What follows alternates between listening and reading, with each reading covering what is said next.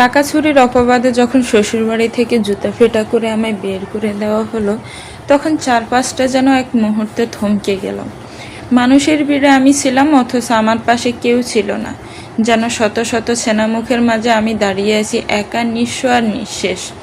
বুকের ভেতরটা কেমন করে হাহাকার করে উঠছিল, আর মনের মধ্যে তখন একটাই প্রশ্ন ঘুরপাক খাচ্ছিল, আমি কি সত্যি এদের চোখে এতটা নিচু, এতটাই অবাঞ্ছনীয়? বিশ্বাস, ভালোবাসা, আত্মসম্মান, এই তিনটা শব্দ দিয়ে আমি একটা জীবন গড়ার স্বপ্ন দেখেছিলাম।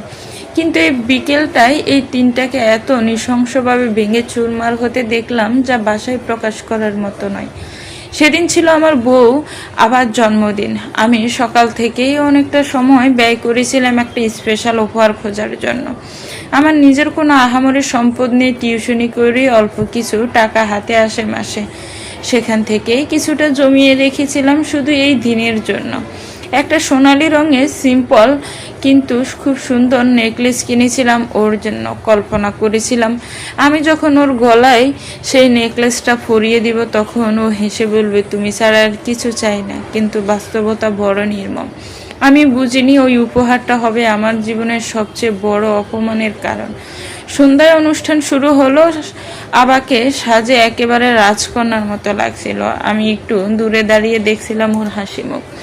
সবাই একে একে উপহার দিচ্ছে, ছবি তুলছে, হেসে কথা বলছে। আমার মন বলছিল, এটাই তো জীবন, আমারও তো ভাগ আছে এই আনন্দে। যদি আমি এতিম না হয়ে কোনো ভালো ঘরের সন্তান হতাম, তাহলে হয়তো এমন দিন আমিও পেতাম জীবনে। সবার উপহার দেওয়ার ফালা শেষ হলে আমি এগিয়ে গিয়ে আমার ছোট্ট উপহারটি ওর হাতে দিই। নেকলেসটা যখন ওর গলায় পরিয়ে দিলাম, তখন কেউ কিছু বলছিল না। ওর চোখে ছিল অদ্ভুত এক উজ্জ্বলতা। কিন্তু সেই আলোটা মুছে যেতে সময় লাগলো মাত্র 10 মিনিট। হঠাৎ চিৎকার শুরু হয়, আমার টাকা নেই, আমার 80,000 টাকা নেই।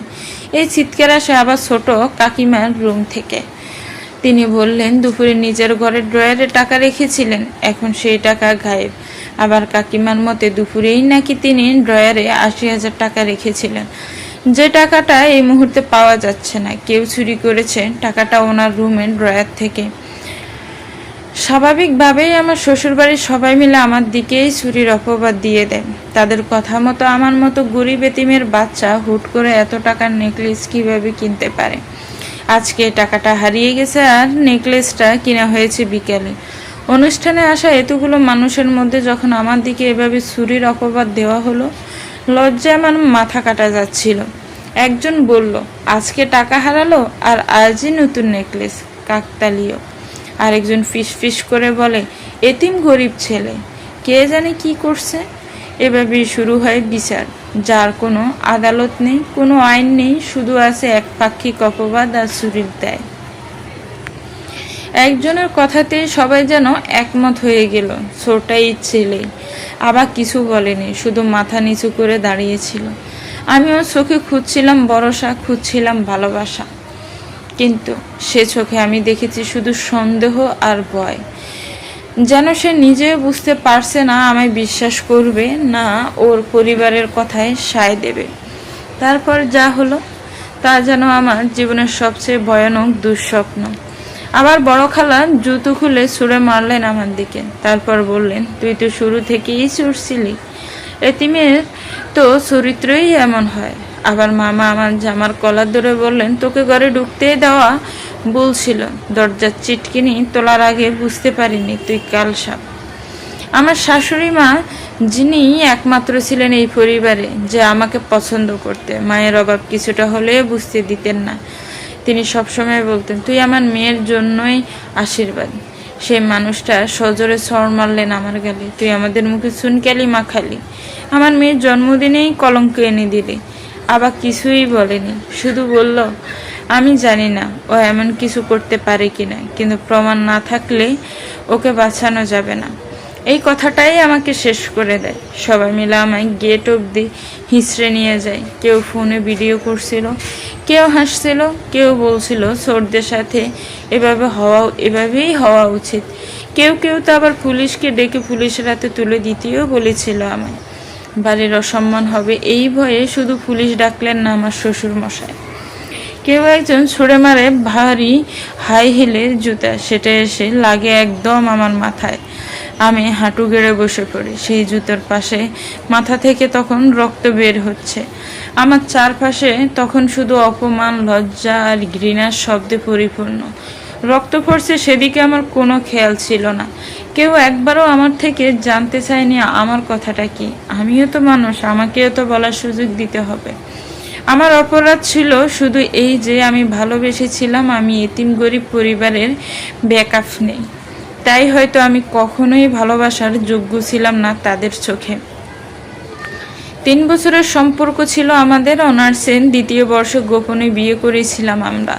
ওর পরিবার মেনে নেয়নি। বিয়ের পর মাত্র 1 মাস হলো আমি ওকে নিয়ে আমার এক কামরায় বাসায় উঠেছিলাম।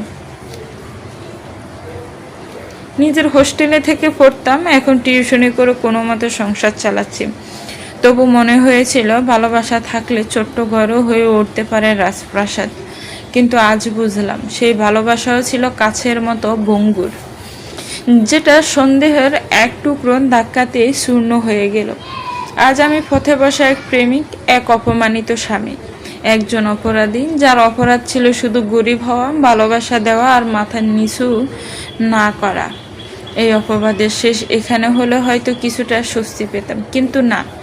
আমাকে যখন ঘাট ধাক্কা দিয়ে বাসা থেকে বের করে দিচ্ছিল, তখনই এসে হাজির হয় আবার বন্ধুর ছেলে। আবার সাথেই পড়াশোনা করতো ক্লাস 10 পর্যন্ত। এরপর বাইরে চলে গিয়েছিল পড়াশোনা করতে। সে এসে বলল, একটা জানোয়ারের বাচ্চা, ইতিমের বাচ্চাকে এভাবে ছেড়ে দেওয়া কি ঠিক হচ্ছে? এমন চুরের সাথে তো আর আমাদের আঙ্কেলের ফ্যামিলির সম্পর্ক থাকতে পারে না। ওকে স্টোর রুমে আটকে রাখো, কালকে এর শেষ ফয়সালা করে তবে ওকে পুলিশে দিয়ে দিব। আজ তো অনেক রাত হয়ে গেছে, সবাই ঘুমাতে যান। পরের দিন সকালে আমার জন্য এমন কিছু অপেক্ষা করবে তা কখনো কল্পনাও করিনি আমি। স্টোর রুমটা ছোট, ঘিঞ্জি, বাতাস নেই, আলো নেই। একটা সিঙ্গেল খাটের ধ্বংসাবশেষ, পুরনো সুটকেস, কিছু ভাঙ্গা ফটো ফ্রেমে যেন দুলি ধূসর স্মৃতির কবরখানা। আমাকে তালা দেওয়া দরজায় ভেতর ঢুকিয়ে রেখে চলে যায় সবাই। আমি তখন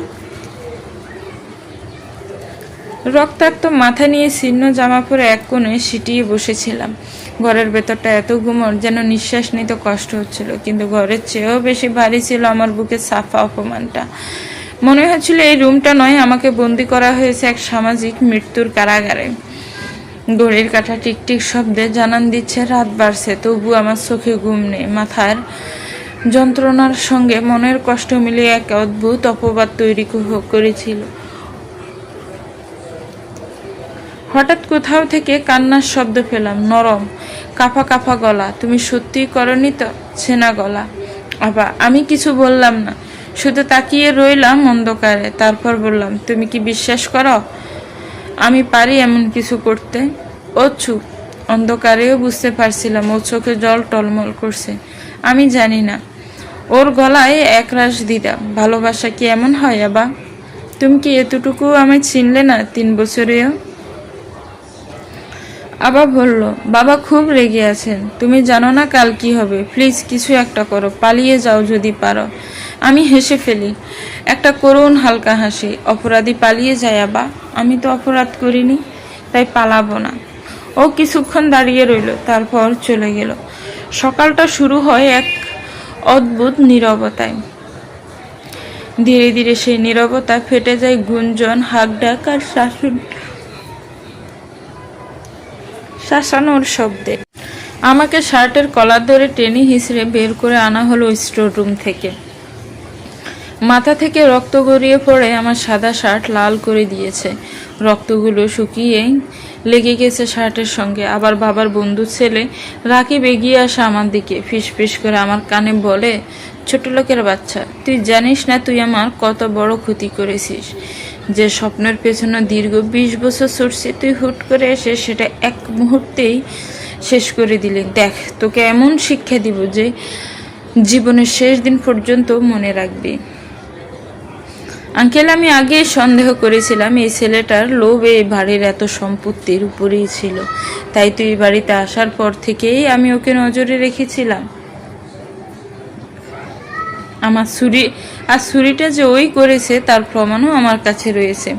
রাকিব হাতে থাকা ফোন থেকে একটা ভিডিও সবাইকে দেখায়। সেখানে দেখা যাচ্ছে একটা ছেলে চুপি চুপি আবার ছোট কাকিমার রুমে ঢুকছে, একদম আমার মতোই দেখতে শার্ট পরা ছেলেটা। ওই ভিডিও দেখার পর সবাই নিশ্চিত হয়ে গেল চুরিটা আমিই করেছি। ভিডিওতে যাকে দেখা যাচ্ছে সে আমি নই। সেটা ব্যাখ্যা করার মতো কোনো সুযোগ বা সময় আমাকে দেওয়া হয়নি। তারা তাদের মতো করেই আমাকে অপরাধী বানিয়ে ফেললো। আবার বড় কাকিমা একটা কষে থাপ্পড় দিয়ে বলল, এমন নোংরা ছেলের জন্য আমাদের মেয়েটা চোখে অন্ধ হয়ে ছিল এতদিন। একটা চোর, একটা প্রতারক, মুখ দেখাবো কোথায় আজ? আবার ছোট কাকা গলা ছড়িয়ে বলল, যেখানে যেমন জন্ম সেখানেই এমন চরিত্র। ছোট লোকের ছেলের ভদ্রতা দেখাতে গিয়েই আজ এমন অপমানিত হচ্ছে। শুধু মেয়ের মুখের দিকে তাকিয়ে এতদিন কিছু বলিনি, না হলে এমন এতিম ছোট লোককে কেউ মির্জা বাড়ির জামাই হিসেবে মেনে নিত? সবচেয়ে বড় কষ্ট তখনই লাগলো যখন আবাও আমাকে ভুল বুঝলো। শুধুমাত্র আবার জন্যই আমি এতদিন সব মুখ বুঝে সহ্য করেছি, কিন্তু শেষে সবার মতো আবাও আমাকে চোর ভাবলো। আবার কথাগুলো যেন হৃদয় ছিঁড়ে ছুরির মতো বিঁধে যাচ্ছিল। তুমি যদি সত্যিই আমার ভালোবাসা হতে, তাহলে আমার জন্মদিন আমাকে এই কলঙ্কের মুখে পেলতে না। তোমার কিছু নেই জেনেও আমি শুধুমাত্র তোমার পাগলাম ও ভালোবাসার জন্য এই বাড়ি, এই পরিবার ছেড়ে তোমার জীবনে অভ্যস্ত হতে চেয়েছিলাম। আর সেই তুমিই কিনা সামান্য কিছু টাকার জন্য আমার পরিবার ও বন্ধুদের সামনে আমাকে ছোট লোক বানিয়ে দিলে। আমি কি কখনো তোমার কাছে দামি কিছু চেয়েছিলাম? বলো তো, কেন করলে এমনটা তুমি? আবার কথার কোনো জবাব আমি দিতে পারিনি। আমার হাত পা যেন অবশ হয়ে গিয়েছিল। প্রমাণ ছাড়া আমি কিছুই বলতে পারি না।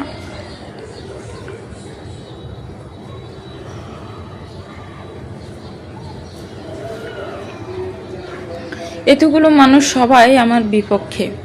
আমার মতো একজন ইতিমের কথা কেই বা বিশ্বাস করবে? রাকিবের পরের কথা শুনে যেন আমার চারপাশ ঘুরতে লাগলো। আঙ্কেল, এমন ছোট লোক চোরের বাচ্চার সঙ্গে আমাদের মতো সম্মানিত পরিবারের কোনো সম্পর্ক থাকতে পারে না। আমি মনে করি আজই ওদের ডিভোর্সের ব্যবস্থা করে ফেলা উচিত।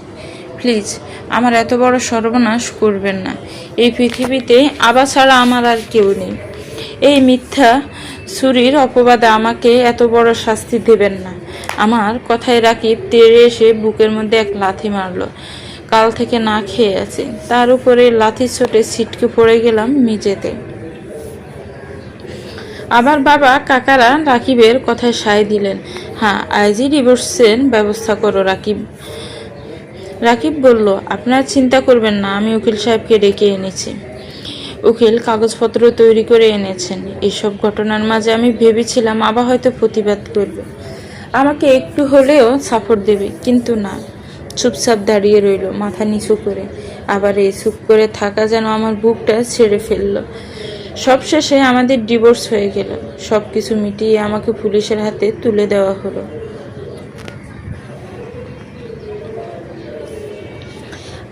আর বলা হলো এমন শাস্তি দিন যেন সারা জীবন মনে থাকে।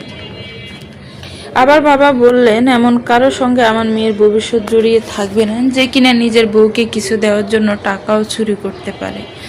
ভবিষ্যতে যে এর চেয়েও খারাপ কিছু করবে না, তাতে কি কোনো বিশ্বাস আছে? ডিভোর্স পেপার যেহেতু তৈরি করাই আছে, এখনই এই ঝামেলা শেষ করে দাও। উকিল সাহেব আসতে রাকিব তাড়াতাড়ি করে সব কাগজপত্র বের করতে বলল। উনি কাগজগুলো আবার বাবার হাতে দিলেন। রাকিব বলল, চিন্তা করতে হবে না, সবকিছু আগেই লিখে আনা হয়েছে, শুধু সই করলেই হবে। আবার বাবা আবার হাতে ডিভোর্স পেপার দিয়ে বললেন সই করে দিতে। আবারও দ্বিতীয়বার ভাবলো না, আমার দিকে একবার তাকিয়েও দেখলো না। কি নির্দয়ভাবে পারলো 3 বছরের সম্পর্ক আর 1 মাসের বিবাহিত জীবনের রীতি টানতে। ডিভোর্স পেপার হাতে নিয়ে রাকিব এগিয়ে এলো আমার দিকে। নে এতিমের বাচ্চা, সই কর তাড়াতাড়ি। আর কানে কানে বলতে থাকলো, কিরে বলেছিলাম না আমার এতদিনের স্বপ্ন তোকে নষ্ট করতে দেব। কত প্ল্যান আর নাটক করে তোকে পাঠিয়েছি, দেখ কি হাল হয়। এরপর শুধু দেখে যা। ডিভোর্সের কাগজে স্বাক্ষর করার সময় আমার বুকের ভেতরটা যেন চুরমার হয়ে যাচ্ছিল। প্রতিটা অক্ষর যেন ছুরি হয়ে বিঁধছিল হৃদয়ে। এই তো কিছুদিন আগেও যে হাতটা ধরে হাজার স্বপ্ন দেখেছিলাম, সেই হাতটাই আজ আমাকে ছেড়ে দিচ্ছে আইনের বাসায় নির্দয়ভাবে। ঘরের ভিতর সকলে ছিল, কিন্তু আমার সারফাসটা নিঃসঙ্গতায় মরা ছিল। আবার মুখটা এক ঝলক দেখার চেষ্টা করেছিলাম, কিন্তু চোখ নামিয়ে নিয়েছিল, না জানি লজ্জায়, না জানি অপমানে, না জানি হৃদয়ের দ্বিধায়। মনে হচ্ছিল জীবনটা যেন একটা রূপকথা ছিল, যার সমাপ্তি হলো নিষ্ঠুর বাস্তবতায়। প্রেমের সমস্ত গান, কবিতা, স্মৃতি সবই যেন বেসে গেল এক টুকরো কাগজে।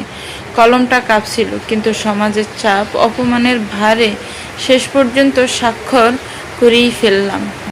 কিন্তু কাগজে সই করার সেই মুহূর্তে অনুভব করলাম আমি কারো সম্পর্ক নয়, হারালাম বিশ্বাস, শ্রদ্ধার, নিজের অস্তিত্ব। আমার চোখে জল আসেনি, কারণ ব্যথা তখনও চোখে ওঠার আগে বুকেই জমেছিল। এই ডিভোর্স কেবল আইনি বিচ্ছেদ নয়, আমার আত্মার মৃত্যু। সই করা শেষ হতেই রাকিব কাগজটা নিয়ে নিল। উকিল সাহেব এমন ব্যবস্থা করবেন যাতে বাকি জীবন আমি কখনো আবার জীবনে আসতে না পারি, আর কঠোর শাস্তির ব্যবস্থা হবে। এমনভাবে কেস ফাইল করবেন আমাকে তুলে দেওয়া হলো পুলিশের হাতে। আসার আগে আবার দিকে তাকে এক টুকরা হাসি দিয়ে বলেছিলাম, আজ তুমি আমাকে হারাওনি, তুমি হারিয়েছো বিশ্বাস, ভালোবাসা আর এমন কিছু স্বপ্ন যা তুমি কখনোই ফিরে পাবে না। সত্যি কখনো ছাপা থাকে না, কাল হোক বা এক যুগ পর। যেদিন সত্যিটা জানতে পারবে, আফসোস করার সময়টুকুও পাবে না। আজ আমাকে ছুরির অপবাদে যে অবস্থায় এনে রেখেছে এই মির্জা পরিবার, এক সময় একদিন সব ফিরিয়ে দিবে। কখনো ক্ষমা করব না আপনাদের। এর প্রতিদান সৃষ্টিকর্তা নিজেই দেবেন। কথাগুলো মনে রাখবেন। জেলখানায় ঘরটা ছোট, স্যাঁতস্যাঁতে নিঃশব্দ। মনে হচ্ছিল আমি এখানে বন্দি নয়, আমার বিশ্বাস, সম্মান আর ভালোবাসার কবর রচনা হয়েছে এই চার দেয়ালের মাঝে। শুধু মাঝে মাঝে চোখ বুঝলে আবার সেই মুখটা বেশি উঠে কান্না ভেজা চোখে বলছিল, তুমি যদি সত্যিই আমার ভালোবাসা হতে। আমি চোখ মেলে তাকাই অন্ধকারে, নিজেকে প্রশ্ন করি, ভালোবাসা কি প্রমাণ দিয়ে দিতে হয়, নাকি ক্ষমতাবান কারো অভিযোগে তা চূর্ণ বিচূর্ণ হয়ে যায়? জেলখানার অন্ধকারের মতোই আমার জীবনও আজ অন্ধকার ঘনিয়ে এসেছে। এ যেন এক নরকীয় জীবন। টাকা চুরির অপবাদে আমাকে 6 মাসের জেল দেওয়া হয়েছে। অতীত, আমি মাহির। বাবা মা বলতে কেউ নেই আমার এই পৃথিবীতে। সিলেটের এক এতিমখানায় বড় হয়েছে। ছোটবেলায় নাকি আমাকে রাস্তা থেকে কুড়িয়ে ফিরেছিল কয়েকজন চা শ্রমিক। তারাই আমাকে স্থানীয় এক এতিমখানায় দিয়ে আসে। মাহির নামটা হয়তো আমার হারিয়ে ফেলা মা অথবা বাবার দেওয়া। আমাকে যখন কুড়িয়ে পাই, তখন আমার গলায় যে লকেটটা ছিল, সেখানেই লেখা ছিল মাহির স্বর্ণের। সেই লকেট দেখেই এতিমখানার ম্যানেজার বুঝতে পেরেছিলেন হয়তো আমি কোনো বড়লোক ঘরের সন্তান। তাই তো অন্য সবার মতো আমার জীবনটা হয়নি। পড়াশোনা করতে দিয়েছিলেন আমাকে। আমিও আমার সর্বোচ্চ চেষ্টা করে এসএসসিতে গোল্ডেন প্লাস পেয়ে পাশ করি, আর এত বছরের সেই পুরনো আশ্রয়স্থল ছেড়ে এক হোস্টেলে উঠি। নতুন জীবনে তৈরি লক্ষ্যে আগেই কিছু বাচ্চাদের পড়িয়ে টাকা জমিয়েছিলাম, আর ম্যানেজার চাচার সহ তাই ভর্তি হই শহরে এক কলেজে। শুরু হয় নতুন পথ চলা। কলেজের প্রথম দিনেই পরিচয় হয় আবার সঙ্গে। বড়লোক বাবার একমাত্র মেয়ে, তাই সবসময় চেষ্টা করতাম তার থেকে দূরে থাকার। এতিম বলে এমনিও আমার সঙ্গে তেমন একটা কেউ মিশতে চাইতো না। পৃথিবীতে কেউই একা থাকতে চায় না, কেউই একাকিত্ব পছন্দ করে না। কিন্তু যখন মানুষ অনেকেই ভিড়ে থেকেও একা অনুভব করে, কারোর সঙ্গ চেয়েও সঙ্গহীন হয়ে দিনের পর দিন চলতে থাকে, তখন মানুষ বাধ্য হয়ে একা থাকতে শুরু করে। একা থাকতে থাকতে একটা সময় মানুষ একাকিত্বেই ভালোবেসে ফেলে। তখন সে সব কিছু একাই সামলে নিতে শিখে যায়। আমার ক্ষেত্রেও তেমনটাই হয়েছিল। চুপচাপ কলেজে যেতাম, ক্লাস করতাম, আবার চলে আসতাম, নিজের মতো করে চলতাম। কলেজ, হোস্টেল আর 2টা টিউশনিই ছিল আমার জীবন। বিপত্তি হয়ে প্রথম সেমিস্টার পরীক্ষার পর যখন পুরো ফার্স্ট ইয়ারে আমার রেজাল্ট সবচেয়ে ভালো হয়, আমি ছাড়া বাকি সবাই বড়লোক বাবা ছেলে মেয়ে, সেখানে আমি একজন এতিম হয়ে এত ভালো রেজাল্ট করেছি, এটা সবাই মেনে নিতে পারেনি। কিছু স্যার আর কিছু সহপাঠী আমার সঙ্গে খারাপ ব্যবহার করতে শুরু করে। সময়ে অসময়ে আমাকে নিয়ে মজা করতো, নানাভাবে অপমান করতো। সব মুখ বুজে সহ্য করতাম। একদিন ছেঁড়া শার্ট পরে কলেজে এসেছিলাম বলে সবাই আমাকে নিয়ে হাসাহাসি শুরু করে দেয়। সবাই মজা করলেও আবার কখনো এসবের অংশ হতো না। কিন্তু আজ সবার কথায় আবাও অনেকটা রেগে যায়, আমার দিকেও অনেক কথা ছুড়ে দেয়। সবার কথা শুনে চোখ ভিজে আসে। ক্লাস থেকে চলে যায় সোজা কলেজের পেছনের পুকুর পাড়ে। আমি যখন বসে কাঁদছিলাম আর সৃষ্টিকর্তার কাছে নিজের দুঃখগুলো জানাচ্ছিলাম, তখনই পেছন থেকে কেউ আমার কাঁধে হাত রাখে। পুকুর পাড়ে যখন নিজের কষ্টের কান্না পুকুরের পানিতে মিশিয়ে দিচ্ছিলাম, তখনই আবার আসে সেখানে। হুট করে কারো হাতের স্পর্শ পেয়ে পিছন থেকে ফিরে তাকাই আমি। আবার ধীরে ধীরে এসে আমার পাশে বসে। কিছুক্ষণ কোনো শব্দ করে না, শুধু পুকুরের স্থির জলের দিকে তাকিয়ে থাকে। তারপর নরম কণ্ঠে বলে, মাহির, তুমি হয়তো ভাবছো আমি আজ ক্লাসে যা করলাম সেটা ইচ্ছাকৃত, কিন্তু বিশ্বাস করো আমি নিজেই জানি না কেন তোমার উপর রেগে গিয়েছিলাম। আসলে আমি নিজেকে নিয়েই তখন খুব বিভ্রান্ত ছিলাম। সবার মাঝে সামনে যখন তোমার ওপর অন্যায় আচরণ হচ্ছিল, তখন আমি ভেতরে ভেতরে কষ্ট পাচ্ছিলাম। হয়তো সেই কষ্টটাই ভুলভাবে বের হয়ে গিয়েছিল তোমার উপর। আমি কোনো কথা না বলে চুপ বসে থাকি, চোখ পুকুরের পানির দিকে, মনের মধ্যে শত শব্দ জ্বর। আবার বলে, তুমি জানো মাহির, আমি অনেক কিছু পেয়েছি জীবনে, অর্থ, ভালো পরিবেশ, সচ্ছলতা, কিন্তু একটা জিনিস পাইনি, সেটা হলো সত্যিকারের সম্পর্ক, বন্ধুত্ব, ভালোবাসা, শ্রদ্ধা। এসব আমি সবসময় চাইতাম কাউকে দিতে, কাউকে পেতে, কিন্তু আশেপাশে সবাই যেন মুখোশ পরে থাকে। আর তুমি আলাদা। তুমি কখনোই এসব মুখোশ পরো না, সব সময় সত্য কথা বলো, নিজের মতো থাকো। আর হয়তো এই কারণেই তোমার প্রতি একটা টান জন্মেছে আমার ভেতরে ভেতরে, যেটা আমি নিজেই বুঝিনি এখন পর্যন্ত। আমি একটু কাঁপা গলায় বললাম, আবার কখনো কখনো এমন কিছু কথায় মানুষ ভেঙে যায় যেগুলো বলা হয় অবচেতনভাবে। তুমি যা বলেছো সেটার কষ্ট আমি সহজে বলতে পারবো না, কিন্তু আমি এটাও জানি তোমার ভেতরে একটা কোমল মন আছে। আবার চোখ ভিজিয়ে বলল, আমার ভুল হয়েছিল মাহির। আমি জানি না তুমি আমাকে ক্ষমা করবে কিনা, তবে আমি সত্যিই চাই তোমার বন্ধু হতে, এমন এক বন্ধু যে পাশে থাকবে, তোমার কষ্টের সময় কাঁধে হাত রাখবে, তোমাকে ছোট করে কিছু বললে সবার আগে তোমার হয়ে রুখে দাঁড়াবে। আমি এবার একটু হেসে বলি, আবার জীবনে অনেক কিছু চেয়েছি কিন্তু কিছুই পাওয়া হয়নি। তোমার আর আমার জীবনের মাঝে আকাশ পাতাল তফাৎ। আমাদের মধ্যে এমন কিছু কখনোই সম্ভব না। আমাকে ক্ষমা করে দিও প্লিজ মাহির, তুমি না করে দিও না আমায়। আমি সত্যি অনুতপ্ত, আর তোমার মতো কাউকে বন্ধু হিসেবে পাশে চাই। আবার কথা শুনে তখন আর না করতে পারিনি আমি। আবার হাত বাড়িয়ে দেয়, আমি হাত বাড়িয়ে দিই। পুকুর পাড়ে হাওয়া একটু একটু করে বদলে যায়, সূর্যের নরম আলোয় দুজনের মুখে যেন শান্তির ছায়া পড়ে। সেদিনের পুকুর পাড়ের ঘটনা যেন আমাদের জীবনে মোড় ঘুরিয়ে দিল। ক্লাসে আবার আগের মতো দূরে দূরে থাকতো না, এখন ওই আমাকে খুঁজে খুঁজে আমার পাশে বসতো, ক্লাসের নোট শেয়ার করতো, এমনকি ক্যান্টিনেও একসাথে বসতাম আমরা। আমার হোস্টেলের সামনে দাঁড়িয়েও প্রায় বলতো, চলো আজ তোমার পছন্দের সেই চায়ের দোকানে থেকে চা খেয়ে আসি। আর আমি হাসতে হাসতে বলতাম, তুমি তো এখন পুরো একটা ঘরোয়া বন্ধু হয়ে গেছো। ওর সঙ্গে সময় কাটাতে কাটাতে বুঝলাম, আবার শুধু একজন ধনী পরিবারের মেয়ে নয়, বরং ভিতরে ভিতরে খুব সংবেদনশীল, খুব বুঝিতার একজন মানুষ। ওর গল্পে, কথায়, আচরণে একটা টান ছিল যা আমাকে প্রতিদিনই একটু একটু করে ওর আরও কাছাকাছি নিয়ে যাচ্ছিল। তবে আমাদের এই বন্ধুত্বকে সমাজ খুব সহজভাবে নেয়নি। কলেজের অনেক চোখ বাকিয়ে তাকাতো, ফিসফিস করতো, একটা এতিম ছেলে আর আবার কিভাবে সম্ভব। কিছু শিক্ষক পর্যন্ত নানা রকম প্রশ্ন তুললেন। আবার পরিবার তো আরও কড়া হয়ে ওঠে। একদিন আবার বাবা কলেজে এসে ওকে ডেকে কড়া গলায় বলেন, ওই তুই মাহির নামের ছেলেটার সঙ্গে এত ঘনিষ্ঠ কেন? সে কে? কি আছে তার মধ্যে? আবার তখন শক্ত কণ্ঠে বলে, বাবা আপনি টাকা দিয়ে সব কিছু মেপে ফেলেন, কিন্তু আমি যে সম্মান আর শ্রদ্ধা মাহিরের মধ্যে পেয়েছি সেটা আপনার ধন সম্পত্তির মাঝে কোথাও নেই। এই জবাব শুনে আমিও অবাক হয়েছিলাম। সেই আবার যাকে একদিন দেখে ভেবেছিলাম আমি হয়তো ওর আশেপাশে যাওয়ার যোগ্যই নেই, আজ সে আমার জন্য এত বড় কথা বলছে।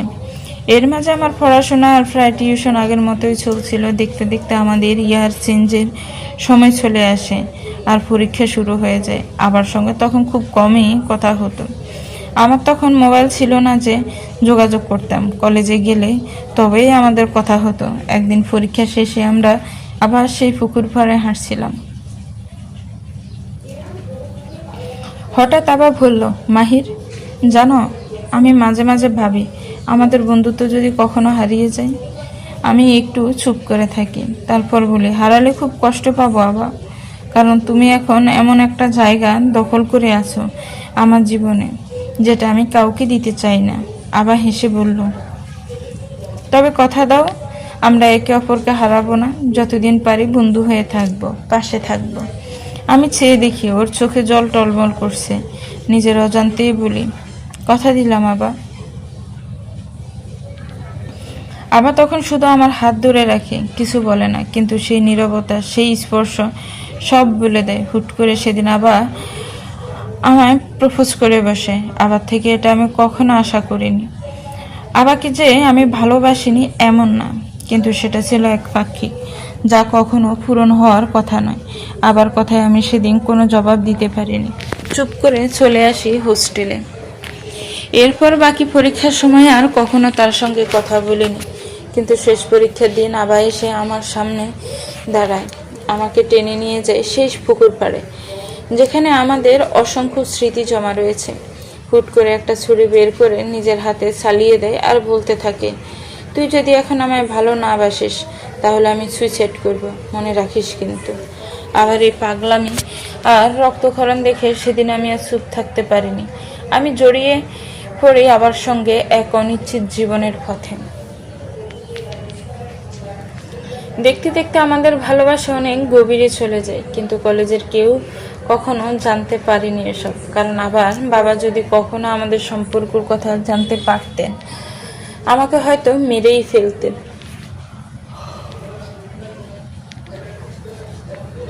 আমাদের ফার্স্ট ইয়ারের ফাইনাল পরীক্ষার রেজাল্ট হয়ে যায় বরাবরের মতো। এবারও আমি ফার্স্ট আর আবার হয় সেকেন্ড, যা দেখে আবার পরিবারের সবাই খুশি হয়। ছোট ছোট কিছু মুহূর্ত আর খুনসুটি ভালোবাসায় আমাদের দিনকাল কেটে যাচ্ছিল। দেখতে দেখতে আমাদের টেস্ট পরীক্ষা শেষ হয়ে ফাইনাল পরীক্ষা চলে আসে। আবার সঙ্গে আমার দূরত্ব বাড়তে থাকে। কেউ কারোর সঙ্গে তেমন কথা বলতো না, দুজনেই ব্যস্ত হয়ে যায় নিজেদের মধ্যে।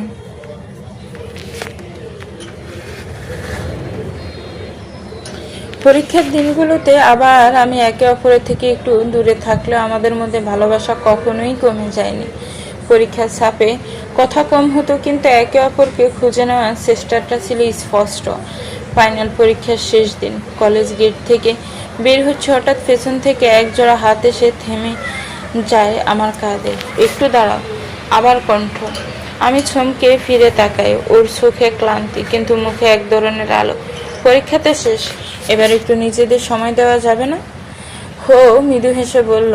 আমি একটু অবাক হয়ে জিজ্ঞেস করি, মানে এবার তুমি আমার সঙ্গে কোচিং করবে? আমাদের দুজনেরই স্বপ্ন আছে বড় কিছু করার। আমার তো একা পড়তে ভালো লাগে না, তুমি তো জানো, আর তুমি থাকলে আমার সব সহজ মনে হয়।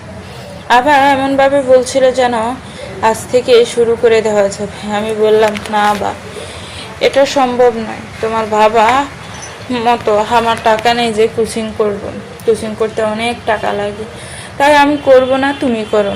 না হয় এমনি চেষ্টা করে দেখবে। যদিও আবার চেয়েছিল ওর সাথে কোচিং করি, কিন্তু নিজের আত্মসম্মান বলেও তো কথা আছে না, তাই না করে দেই ওকে। নিজের ভাগ্য না হয় নিজেই করবে এবার। পরের সপ্তাহে আবার শহরের নাম করা একটা কোচিং সেন্টারে ভর্তি হই। কোচিংয়ের ক্লাস শেষে পাশের টং দোকানে বসে এক কাপ চা হাতে নোটস, সেই সময়টুকুই যেন আমাদের সবচেয়ে আপন হয়ে উঠলো। আবার প্রতিদিন আমাকে নোট দিত, সেগুলোই পড়তাম। আবার বাবা কিছুটা সন্দেহ করলো, আবার কৌশলী বিষয়টা সামলাতো। বলতো, মাহির ভালো স্টুডেন্ট, ওর সঙ্গে পড়লে আমারও রেজাল্ট ভালো হয়। সত্যি, আবার মুখে সেই বিশ্বাসটা আমি স্পষ্ট দেখতে পেলাম। আমরা একসাথে সিলেবাস গুছিয়ে পড়তাম। গ্রুপ স্টাডির নামে অনেক সময় নিজেদের অনুভূতির কথাও ভাগ করে নিতাম। কখনো কখনো ক্লাস শেষে আবার আমার থেকে পড়া বুঝে নিত। এভাবেই আমাদের সময় এগিয়ে যাচ্ছিল, আর রেজাল্টের সময় ঘনিয়ে এলো। ক্লাসের বন্ধুরা এখন আর তেমন কথা বলতো না, সবাই যে যার মতো কোচিং নিয়ে ব্যস্ত হয়ে পড়েছে। এরই মাঝে আমাদের এইচএসসি রেজাল্ট আসে। সিলেট বোর্ডে আমি সর্বোচ্চ নম্বর পেয়ে প্রথম হই। আবার রেজাল্টও যথেষ্ট ভালো, গোল্ডেন ক্লাস। এতদিন যে স্যার ম্যাডামরা আমাকে নিচু নজরে দেখতেন, তারাও এখন আমাকে নিয়ে গর্ব করা শুরু করেন। সবচেয়ে অবাক করার বিষয় হয় যখন আবার মা আবাকে নিয়ে আমার সঙ্গে দেখা করতে আসেন। আমি কখনো বিশ্বাস করতে পারিনি আবা আমাদের বিষয়টা ওর পরিবারে জানাবে। আন্টি অনেক ভালো মানুষ ছিলেন। দেখতে দেখতে আমাদের অ্যাডমিশন শুরু হয়ে যায়, আর আমরা দুজনেই সিলেট কৃষি বিশ্ববিদ্যালয়ে চান্স পেয়ে যাই। আবার আন্টির সহায়তায় আমি ভর্তি হই সেখানে। এভাবেই আমাদের সময় এগিয়ে যাচ্ছিল, আর ভালোবাসা গভীর থেকে গভীরে পৌঁছাতো। ফার্স্ট ইয়ার, সেকেন্ড ইয়ার করে থার্ড ইয়ার পর্যন্ত সব কিছুই ঠিকঠাক ছিল। বিপত্তি ঘটে যখন হঠাৎ আবার বাবা আবার বিয়ে ঠিক করে ফেলেন তার এক বন্ধুর ছেলের সঙ্গে। ছেলেটা নাকি জার্মানিতে পড়াশোনা করছে, আর আবার সঙ্গে আগে থেকেই বিয়ে ঠিক করা ছিল। 1 মাস পর দেশে এলে তখনই বিয়ে। সেদিন ক্লাস শেষে আমরা এক পার্কে বসেছিলাম। আবার কিছুটা চুপচাপ, অস্বাভাবিক লাগছিল। আমি জিজ্ঞেস করি, আবার সব ঠিক তো? ও মুখ নামিয়ে বলল, মাহির, তোমার একটা কথা বলার ছিল, অনেকদিন ধরেই ভাবছি বলবো।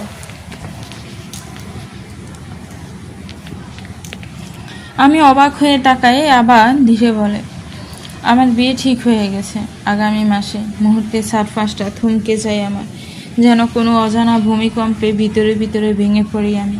মুখে কিছু বলতে পারি না। আমি শুধু কাফা গলায় জিজ্ঞেস করি, তুমি রাজি আবা? ও চোখের পানি লুকিয়ে বলল, আমি চাই না এটা হোক। আমি তোমাকে সত্যিই ভালোবাসি মাহির। তুমি কি করবে আমি জানি না, তবে আমি এই বিয়ে করব না। বাবাকেও কিছু বলতে পারছি না। আমি চাই তোমার সঙ্গে সব ভাগ করে নিতে। সত্যিটা লুকাতে পারতাম না মাহির। এই এক মুহূর্তে আমার হাজারো স্বপ্ন, সমস্ত বিশ্বাস, ভালোবাসা সব ধুলো হয়ে গেল। এখন কি করব কিছুই মাথায় আসছিল না। সেদিনের মতো আবাকে বাসায় পাঠিয়ে দিয়ে আমি চলে আসি, আর আবা ভাবতে থাকি কি করব। শেষ পর্যন্ত সিদ্ধান্ত নিলাম, যাই হোক আবাকে আমার চাই, ওকে হারাতে পারবো না। ছোট্ট একটা টেক্সট পাঠিয়ে দিলাম, কাল চলে এসো, আমরা বিয়ে করব। আবার কোনো রেসপন্স না পেয়ে আমার চিন্তা আরও বেড়ে গেল। আবাকে সত্যিই কাল আসবে, নাকি আমার ভালোবাসা বলছিল? আমার শখ আশঙ্কাকে ভুল প্রমাণ করে পরদিন আবার আন্টি এসে হাজির হন। আন্টি নিজে থেকে আমাদের বিয়ে দিয়ে দেন। সত্যি আমার মা সবাই পায় না, আর আমি তো মাই পাইনি। আন্টি দেওয়া কিছু টাকা আর নিজের টিউশনের টাকার ছোট্ট একটা বাসা নেই। এখন তো আর আবাকে রেখে হলে থাকতে পারি না। শুরু হয় আমাদের নতুন জীবনের অধ্যায়। সকল বাধা, প্রতিবন্ধকতা, কান্না, বিশ্বাসঘাতকতা পেরিয়ে শেষ পর্যন্ত আবার আজ আমার স্ত্রী। আজ আমাদের বাসার রাত। ঘরে ঢুকে দেখি আবার লাল শাড়িতে মাথা নিচু করে বসে আছে। বুকের ভেতর যেন ডাক বাজছে আমার। এতদিন যাকে দূর থেকে ভালোবেসেছি, আসে এতটা কাছাকাছি, এতটা নিজের। আমি ধীরে ধীরে কাছে গিয়ে বসি। কিছুক্ষণ চুপচাপ নীরবতায় ঘিরে রাখে আমাদের। তারপর বলি, আবার আজকের এই রাত শুধু শরীরের কাছে আসার জন্য নয়। আমি চাই আমরা হৃদয়ের কাছেও একে অপরকে জাগিয়ে তুলি। যদি কখনো তোমার মনে কষ্ট থাকে, ভয় থাকে, তুমি আমায় বলতে পারো। আমি জোর করে কিছুই চাই না, শুধু চাই তুমি আমার পাশে থাকো, তোমার মতো করে। আবার ধীরে মাথা তুলে চোখে জল টলমল করছে। তুমি জানো মাহির, এই রাত আমি বহুবার কল্পনা করেছিলাম, কিন্তু ভাবিনি এমনভাবে তোমার সঙ্গে বসবো, এমন একটা জীবন শুরু করব। আমি ওর হাত ধরতে গেলে সে ধীরে হাতটা আমার দিকে বাড়িয়ে দেয়। সেই স্পর্শ যতটা না জড়তা, তার চেয়ে বেশি ছিল ভালোবাসা। আমি বুঝি আজ থেকে আমার আর আবার পথ সত্যি এক হয়ে গেছে। রাতটা কাটে গল্পে, হাসিতে, কখনো নীরবতায়, কখনো একে অপরের চোখে হারিয়ে গিয়ে। শরীরের চেয়েও বেশি ছিল আত্মার টান। দুজনের নতুন জীবনের প্রথম পদক্ষেপ। ভালোবাসা আর খুনসুটির মধ্যে দিয়ে আমাদের দিন কাটতে থাকে, কিন্তু কথায় আছে না, সুখ বেশি দিন থাকে না। আমাদের ক্ষেত্রেও তাই হয়। আবার বাবা তখন ব্যবসার কাজে সিলেটের বাইরে ছিলেন, আর ঠিক সেই সময়ে আমাদের বিয়েটা হয়। তিনি ফিরে এসেই রাগারাগি শুরু করেন। শেষ পর্যন্ত মেয়ে আর স্ত্রীর মুখের দিকে তাকিয়ে আমাদের মেনে নিলেও তার মনে ছিল অন্য কিছু, যা আমি বুঝতে পারি 1 মাস পরে। আবার জন্মদিনে যখন ওদের বাসায় যাই, তখনই আমার জীবনের ভয়ঙ্কর এক কালো অধ্যায় শুরু হয়। বর্তমান 6 মাসের শেষে যখন জেল থেকে বের হই, তখন বিকেল। জেল থেকে বের হয়েই আবার বাসার সামনে যাই, তাকে এক নজর দেখার জন্য, কিন্তু এমন কিছু যে দেখতে হবে তা কখনো কল্পনাও করিনি। আমার ভালোবাসা, আমার বেঁচে থাকার অবলম্বন। আবার যে বলেছিল আমার জন্য জীবন পর্যন্ত দিয়ে দেবে, সে কিনা। আমাদের বাসার গেটের সামনে আসতে আমার পৃথিবীটা থমকে যায়। সারা বাড়ি সাজানো হয়েছে রঙিন সাজা, যেন রাতের সব অন্ধকার দূর হয়ে আলোর খেলা চলছে। একটু এগিয়ে যেতে সব কিছু পরিষ্কার হতে লাগলো দিনের আলোর মতো। আজ আবার বিয়ে, ঠিক আমার নয়, এখন তো সে অন্য কারো রঙের ছোঁয়া। দাঁড়িয়েছিলাম বিয়ে বাড়ির সামনে, চোখ দিয়ে টুপটাপ করে জল গড়িয়ে পড়ছে। ছেলেদের নাকি সহজে কাঁদতে নেই, কিন্তু আমার আকাশে আজ যে মেঘ জমেছে, সেই ভালোবাসার মেঘ জোরে পড়ছে বৃষ্টির রূপে। আমার এই কান্না আজ আবার হৃদয়ে পৌঁছাবে না। আজ আমার আবাকে খুব সুন্দর করে সাজানো হয়েছে লাল শাড়িতে, তাকে একদম লাল পরীর মতো লাগছে। দূর থেকে দেখছি শুধু আমার পরীটাকে, যেমন দেখেছিলাম বাসর রাতে নীল শাড়িতে এক নীল পরীকে। আবার সাথে 1 মাসের সংসার ছিল। আমার ভালোবেসে যাকে বিয়ে করেছিলাম আজও মনে হচ্ছে তা ছিল বড়লোক বাবার মেয়েদের ক্ষণিকের মোহ আর আবেগের সংসার। সামান্য কিছু টাকা চুরির অপবাদে আজ আমাদের মাঝে এক আকাশ সমান দূরত্ব। কিরে এতিমের বাচ্চা, এখানে দাঁড়িয়ে সাবেক বউয়ের বিয়ে দেখতে এসেছিস, নাকি নতুন কোনো মতলব? রাকিব, তোদের মতো চোরদের তো সবসময় মতলব থাকে, চুপচাপ চলে যাবে না গাড় ধাক্কা দিয়ে বের করে দেবে, নাকি আবার হাতে সোহাগ খেতে চাস? এই বলে আবাকে ডাকতে থাকে রাকিব।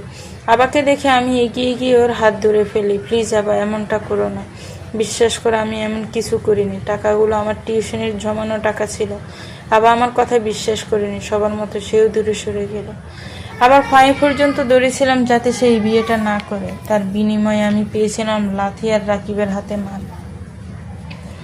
আর আবা বলেছিল, তোর মতো ছোট লোক লোভী কাউকে বিয়ে করাটাই ছিল আমার জীবনের সবচেয়ে বড় ভুল, আর সেই ভুলের প্রায়শ্চিত্ত করব রাকিবকেই বিয়ে করে।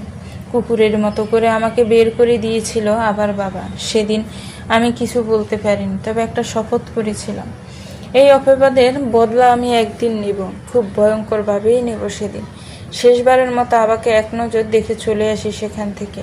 উদ্দেশ্য এই শহর ছেড়ে বহু দূরে চলে যাওয়া। রাতের ট্রেনে রওনা দিলাম ঢাকার দিকে।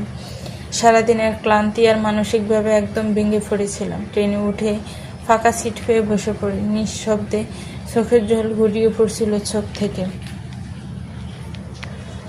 ট্রেনের চাকার শব্দ যেন বুকের ভেতর বাজতে থাকা যন্ত্রণা আর অভিমানের সুরে মিশে যাচ্ছিল। জানালার বাইরের অন্ধকার দৃশ্যের মধ্যে আমি যেন নিজের ভবিষ্যৎ খুঁজছিলাম। সামনে কিছুই নেই, একদম শূন্য। শুধু অপমান, অপবাদ আর এক বুক কষ্ট নিয়ে শহর ছাড়ছি। পাশের সিটে মেয়েটা চুপচাপ বসে আছে। ওর মুখে কোনো কৌতূহল নেই, বরং একটা আশ্চর্য রকমের শান্তি, যেন আমার কথার সাথেও ওর কোনো অদৃশ্য যোগ আছে। আপনার নাম কি? মেয়েটা জিজ্ঞেস করলো নরম কণ্ঠে। মাহির। আমি মুখ ফুরিয়ে বললাম, আমি নুজহাত তাবাসসুম মাহি, সংক্ষেপে মাহি। আমি মাথা নেড়ে সাড়া দিলাম, কিন্তু কোনো কথা বাড়ালাম না। দেখেছেন আমার আর আপনার নামের মধ্যে কতটা মিল। আচ্ছা ভাইয়া, আপনি এত চুপচাপ কেন? কিছু হয়েছে কি? আমাকে বলতে পারেন ইচ্ছে হলো। এতক্ষণ চুপচাপ থাকলেও এখন কেন জানি মেয়েটাকে বলতে ইচ্ছে করছিল আমার বিভীষিকাময় কষ্টগুলো। মনে হচ্ছিল এই মেয়েটা আমার খুব কাছের কেউ, যার সাথে কথা বললে হৃদয়ের প্রশান্তি এসে। এক এক করে আমাদের বিয়ে আর আমাদের দেওয়া মিথ্যা অপবাদের কথা মাহিকে জানালাম। সব শুনে মেয়েটার চোখে জল চলে এলো। শুনুন ভাইয়া, কিছু কথা বলি। কখনো কখনো জীবনে এমন কিছু মুহূর্তে আসেন যখন চারপাশে সব বিশ্বাস, ভালোবাসার মানুষ আমাদের ছেড়ে চলে যায়। তখন মনে হয় আমরা একা, অথচ এই একাকিত্বই আসলে আমাদের সবচেয়ে বড় শিক্ষক, যেখান থেকে উঠে আসে নতুন আমি। বিশ্বাস করুন, আপনি একা নন। মেয়েটা প্রতিটি শব্দ যেন আমার বুকের গভীরে গিয়ে আঘাত করলো। চোখের কোণে জমে থাকা কান্না এবার আর আটকে রাখতে পারলাম না। নিজের অজান্তে বলে পেলাম, তুমি জানো না কতটা কষ্ট হয় যখন তুমি কাউকে ভালোবেসে নিজের সর্বস্ব দিয়ে দাও আর শেষে শুধু অপমান আর অবিশ্বাস পাও। মেয়ে দীর্ঘশ্বাস ফেলে বলল, জীবন কখন, কোথায়, কিভাবে আমাদের পরীক্ষা নেওয়া হয় তা বলা যায় না। হয়তো এটাও হয়েছে আপনার ভালোর জন্য ভাইয়া। আমরা একসাথে ট্রেনে জানালার বাইরে তাকিয়ে থাকলাম, দুইজন অপরিচিত মানুষ, যারা একে অপরের নাম জানার আগ পর্যন্ত অচেনা ছিলাম। আর এখন কত আপন মনে হচ্ছে। ঢাকায় নামার সময় মাহি বলল, আপনি কোথায় যাবেন? জানি না, একটা হোস্টেল খুঁজে থাকবো, চাকরির চেষ্টা করব, আবার জীবনটা গুছিয়ে নেব। মাই একটু থেমে বলল, আপনি চাইলে আমাদের অফিসে জয়েন করতে পারেন। আমার তো বাবা নেই, আর আম্মু অসুস্থ, তাই অফিসের দেখাশোনাটা আমাকেই করতে হয়। সিলেটে গিয়েছিলাম অফিসের কাজে আর একজনকে খুঁজতে, কিন্তু যে হারিয়ে যায় তাকে কি আর সহজে পাওয়া যায়? মাহির কথায় আমি না করতে পারলাম না। এই অচেনা শহরে চাকরি পাওয়া সত্যিই সোনার হরিণ। আর আমার মতো একজন অনার্স শেষ করা বেকারের জন্য তো আরও অসম্ভব ব্যাপার। কিন্তু আমার তো কোনো অভিজ্ঞতা নেই, আর কি কাজ করবে সেটাও জানি না। আপনাকে টেনশন করতে হবে না ভাইয়া, আপাতত জয়েন হয়ে যান, তারপর আস্তে আস্তে সব শিখে যাবেন। আমি প্রথমবার ও চোখের দিকে তাকালাম, এমন নিষ্পাপ, কষ্টে পড়া চোখ, অথচ এক অদ্ভুত দৃঢ়তার ভরপুর। আচ্ছা, আমি ভাববো বলে মাথা নোয়ালাম। নীলা চলে গেল। আমি একা রেল স্টেশনে এক কোনায় দাঁড়িয়ে ভাবছিলাম, সত্যি কি আমি আবার শুরু করতে পারবো? আবার বিশ্বাস করতে পারবো কাউকে? পকেট থেকে মোবাইলটা বের করে আবার নাম্বার দেখি, অনেকক্ষণ তাকিয়ে থাকি, তারপর মোবাইলটা বন্ধ করে ফেলি। মাহির ভরসায় এক নতুন জীবনের শুরুর অপেক্ষা। সিলেট থেকে আসতে আসতে তখন দুপুর প্রায় 12টা বেজে গেছে। তাই মাহির সাথে একটা হোটেল থেকে খেয়ে নিলাম, আর তার ফোন নম্বর নিয়ে চলে আসতে হবে। জানি। তখন মাহি বলে উঠল, আপনি যাবেন কোথায়? মেজবা হোস্টেল ম্যানেজ করে নেব কোনো একটা। কিন্তু ভাইয়া, ঢাকা শহরে হুটহাট মেজবা হোস্টেল পাওয়া এত সহজ ব্যাপার না, বুঝলেন? আপনি বরং আমার সাথে চলুন, মেজ পাওয়ার আগ পর্যন্ত আমাদের বাসায় থাকবেন। কেমন? আমি খানিকটায় দ্বিধায় পড়ে যাই। একটা অচেনা মেয়ের বাসায় গিয়ে ওঠা, সমাজের চোখ রাঙানি, অজানা মানুষের তীক্ষ্ণ মন্তব্য, কিংবা মাহির পরিবারের অস্বস্তি, সবকিছু একসাথে মাথায় ঘুরপাক খেতে থাকে। তবে মাহির চোখে যে স্নিগ্ধ নির্ভরতা ছায়া, তাতে আমার শঙ্কাগুলো একটুখানি হলেও ফিকে হয়ে যায়। তোমার বাসায় গেলে কেউ কিছু বলবে না তো? নাই হেসে বলে, আমাদের বাসায় শুধু আমি আর আমার আম্মু, আমার অসুস্থ মা। কেউ কিছু বলার নেই, বরং আপনি না গেলে আম্মু চিন্তা করবে। আমি একা একটা ছেলেকে বাইরে ছেড়ে আসছি। অদ্ভুত মায়ায় বাতা পড়ে গেলাম আমি। হয়তো খুব বেশি একা হয়ে পড়েছিলাম, তাই এই সামান্য সহানুভূতি যেন আমি বাঁচিয়ে দিল আমায়। আরহাব শেখের তিলে তিলে ঘরা সম্পত্তি আজ ধ্বংসের পথে। প্রেম করে বিয়ে করেছিলেন তারই ক্লাসমেট মিষ্টিকে, তাই মিষ্টি বা তার বাবা মা তাদের মেনে নেননি। বিয়ের পর থেকে মিষ্টিকে কখনো কোনো অভাব বা কষ্ট পেলেননি আরহাব শেখ। তিনি 3 বছর আগে মিষ্টিকে সবচেয়ে বড় আঘাত দিয়ে গেছেন। সিলেটে গিয়েছিলেন অফিসের কাজের, সঙ্গে ছিলেন মিষ্টি শেখ। ভয়াবহ রোড অ্যাক্সিডেন্ট স্পটে মারা যান আরহাব, আর মিষ্টি হারান হাঁটা চলার ক্ষমতা। সে সময় থেকে আরহাব শেখের যাবতীয় কাজ দেখাশোনা করতেন তারই ছোট ভাই আহনাব। কিন্তু গত 3 বছরে কোম্পানিতে এত পরিমাণ ক্ষতি হয়েছে যে এভাবে চলতে থাকলে খুব তাড়াতাড়ি সবকিছু নিলামে চলে যাবে। তাই উপায় না দেখে সদ্য এইচএসসি শেষ করা মাহিকে অফিসের দেখভাল করতে হচ্ছে। বাবার রেখে যাওয়া এসব কিছু তো আর নষ্ট হতে দিতে পারে না সে। বিয়ের পর যখন কেউ আরহাব আর মিষ্টিকে মেনে নেয়নি, তখন থেকেই তিলে তিলে গড়ে তুলেছিলেন বিশাল এই শেখ সাম্রাজ্য, যা এখন ধ্বংসের পথে। দুপুর গড়িয়ে বিকেল প্রায়। মাহিকে নিয়ে বাসায় পৌঁছেছে তাবাসসুম। তার সঙ্গে কোনো ছেলেকে দেখে ভীষণ চমকে ওঠেন তারই চাচি রিমি শেখ। বা আবার সম্পত্তি হাতছাড়া হয়ে গেল না তো, এইভাবে মাথায় ঘুরপাক খেতে থাকে রিমি শেখের। মাইকে গিয়ে সোজা মায়ের রুমের দিকে নিয়ে যায়। পেছন থেকে আরিফাতে রিমি শেখ শোনার চেষ্টা করেন তিনি যা ভাবছেন তা সত্যি কিনা। বিছানায় অনেকটা আধশোয়া হয়ে একটা বই পড়ছিলেন তাবাসসুমের মা মিষ্টি শেখ। রুমে কারো আসার শব্দে ফিরে তাকান সে। তাবাসসুমকে দেখে স্বস্তির নিঃশ্বাস পেলেন তিনি। মেয়েটা ফিরে এসেছে, যাক যৌবনের সবচেয়ে প্রিয় শহর সিলেট এখন তার জন্য এক অভিশপ্ত শহরে পরিণত হয়েছে। একসময় কতবার গিয়েছেন সেখানে, আর এখন সেই শহরে আতঙ্কের নাম। 2 বার ঘটে যাওয়া কালো অধ্যায়ের স্মৃতি তাকে তাড়া করে ফেরে। মেয়ের সঙ্গে এক অপরিচিত ছেলেকে দেখে মুখটা গম্ভীর হয়ে ওঠে। বাড়ি কণ্ঠে জিজ্ঞেস করেন, ছেলেটাকে? তাবু? মা, ভাইয়া সিলেটে থাকতো, ওনার সঙ্গে ট্রেনে পরিচয়, নাম মাহির। নাম শুনে আবার চমকে ওঠেন মিষ্টি শেখ। মাহির এই নামটা যে ভীষণ আপন, তারই হারিয়ে যাওয়া কলিজার টুকরো ছেলের নাম ছিল এটা। চোখ বুলিয়ে ভালো করে দেখে নেন ছেলেটাকে, কেমন যেন ভীষণ পরিচিত মনে হচ্ছে, কত আপন সে হারিয়ে যাওয়া রত্ন। কিন্তু তোর সঙ্গে তার কি সম্পর্ক, আর হঠাৎ ঢাকায় আসার কারণই বা কি? তারপর মাহিরের সঙ্গে ঘটে যাওয়া কাহিনী মাকে বলে তাবু। আচ্ছা ঠিক আছে, তাহলে একটা রুম দেখিয়ে দে, আর অফিসে তোদের সঙ্গে কাজ দেখে ফেলুক। এতক্ষণে সবকিছু শুনে বাইরে থেকে হাফ ছেড়ে বাঁচছেন রিমি শেখ। তাদের এত বছরের প্ল্যান যে বেঁচে যায়নি, সেটা ভেবেই মনে মনে খুশি হন।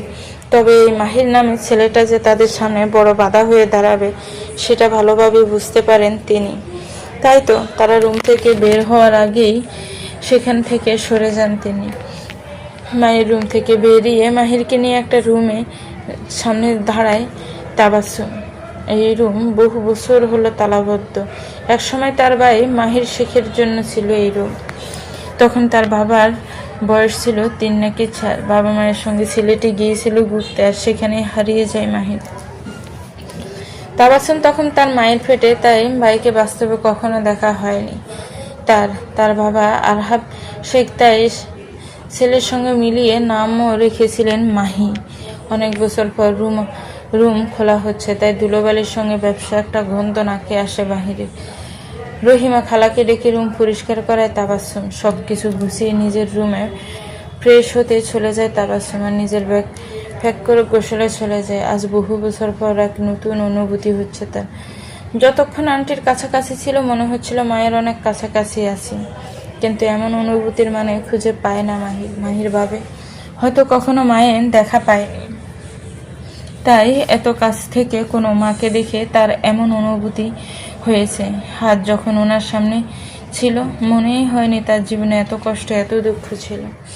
সব যেন এক মুহূর্তের জন্য হারিয়ে গিয়েছিল। ফ্রেশ হয়ে একটু ঘুমিয়ে নেয় মাহির। রাত 8টার দিকে খাওয়ার জন্য ডাকতে আসে তাবাসসুম। ভাইয়া আসেন, আম্মু আপনাকে নিয়ে একসাথে খেতে বলেছেন। আমাকে আপনি করেন না বলে তুমি বলো, তাহলেই ইজি ফিল হবে, বলে মাহির। ঠিক আছে, তাহলে আমাকেও নাম ধরে বলবে কিন্তু ভাইয়া, বলে এক মিষ্টি হাসি দেয় তাবু। মেয়েটা যতই দেখছে ততই আপন হয়ে উঠছে মাহিরের কাছে। রাতে খাওয়া দাওয়া শেষ করে রুমে এসে নিজের ফোন বের করে মাহির। সেখানে আবার 22টা মিস কল দেখে একটু অবাক হয়, সেই সঙ্গে পুরনো রাগ আর জেদ চেপে বসা মনটায়। সিমটা বের করে ভেঙে ফেলে, আর ফেসবুকটাও ডিলিট করে দেয় চিরতরে। এক নতুন জীবনের সন্ধানে সে এসেছে, সেখানে রাখবে না কোনো পিছুটান। শেষবারের মতো আবার সঙ্গে কাটানো মুহূর্তগুলো মনে করে ঘুমিয়ে যায় মাহির। সকালে ঘুম ভাঙে রহিমা খালার ডাকে। তিনি মাহিরকে চা দিয়ে যান, আর সেই সঙ্গে বলে যান, তাবুমা আপনাকে রেডি হতে বলেছে, একসাথে অফিসে যাবে নাস্তা শেষে। খালা, আমিও তো আপনার মায়ের বয়সী মেয়ে, তাই না? আপনি করে না বলে তুমি করেই বলবেন, তাহলেই খুশি হব। মাহিরের কথা এসে ফেলেন রহিমা খালা। ফ্রেশ হয়ে নাস্তা করে অফিসের উদ্দেশ্যে বেরিয়ে যায় মাহির আর তাবু।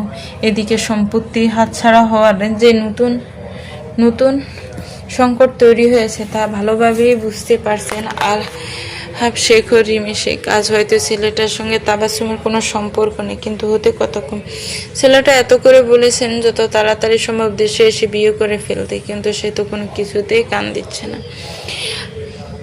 আরহান শেখ ও রিমি ও শেখের একমাত্র ছেলে আরিফ শেখ জার্মানিতে গিয়েছে বছরে 3 আগে। ছেলেকে উচ্চশিক্ষিত করে ভাইয়ের সম্পত্তির একমাত্র উত্তরাধিকারীর সঙ্গে বিয়ে দেবেন, এই আশায় পথ চেয়ে আছেন তারা। গত 3 বছরে এই সুযোগে ভাইয়ের কোম্পানি থেকে 1000 কোটি টাকা সরিয়েছেন আরহাব শেখ। ছেলেকে জার্মানি পাঠানো হয়েছে গোপনে, নিজের নামে কোম্পানির কেনাস পর্যন্ত সবই করেছেন। স্ত্রীর নামে মোটা অঙ্কের ব্যাংক ব্যালেন্সও সরিয়েছেন ভাইয়ের মৃত্যু আর ভাবির অসুস্থতার সুযোগে। হুট করে কি মনে করে মেয়েকে সব কাজের দায়িত্ব দিয়ে দিচ্ছেন মিষ্টি শেখ, সেটাই বোধগম্য হচ্ছে না রিমি শেখের কাছে। আরহান শেখ ঠিকই বুঝতে পেরেছেন যে তারই জন্য এত বড় এক কোম্পানি এমন ক্ষতির মুখে পড়েছে, আর তাই তো নিজের মেয়েকে সব বুঝিয়ে নিতে এত তোড়জোড়। ঢাকা শহরের বিশাল এক গার্মেন্টস ফ্যাক্টরির সামনে এসে গাড়ি থেকে নামে মাহির আর তাবু। এত বড় ফ্যাক্টরি দেখে ভীষণ অবাক হয় মাহির।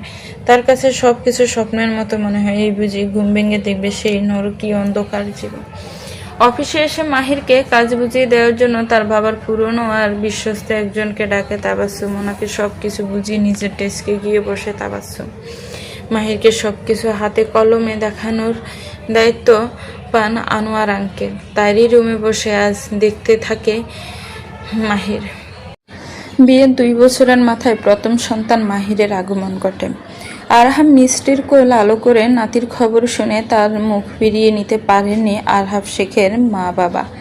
প্রথম যখন আরহাবের মা মাহিরকে কোলে নেন মিষ্টির চোখে তখন ছিল পূর্ণতার জল। বাবার পাওয়া সম্পত্তি আর নিজের পরিশ্রমে এত বিশাল শেখ কোম্পানি গড়ে তুলেছিলেন তিনি। মাহির হারিয়ে যাওয়ার পর মিষ্টি যখন অনেকটাই ভেঙে পড়েন তখন তাকে সামলাতে হিমশিম খেতে হয় আরহাবকে।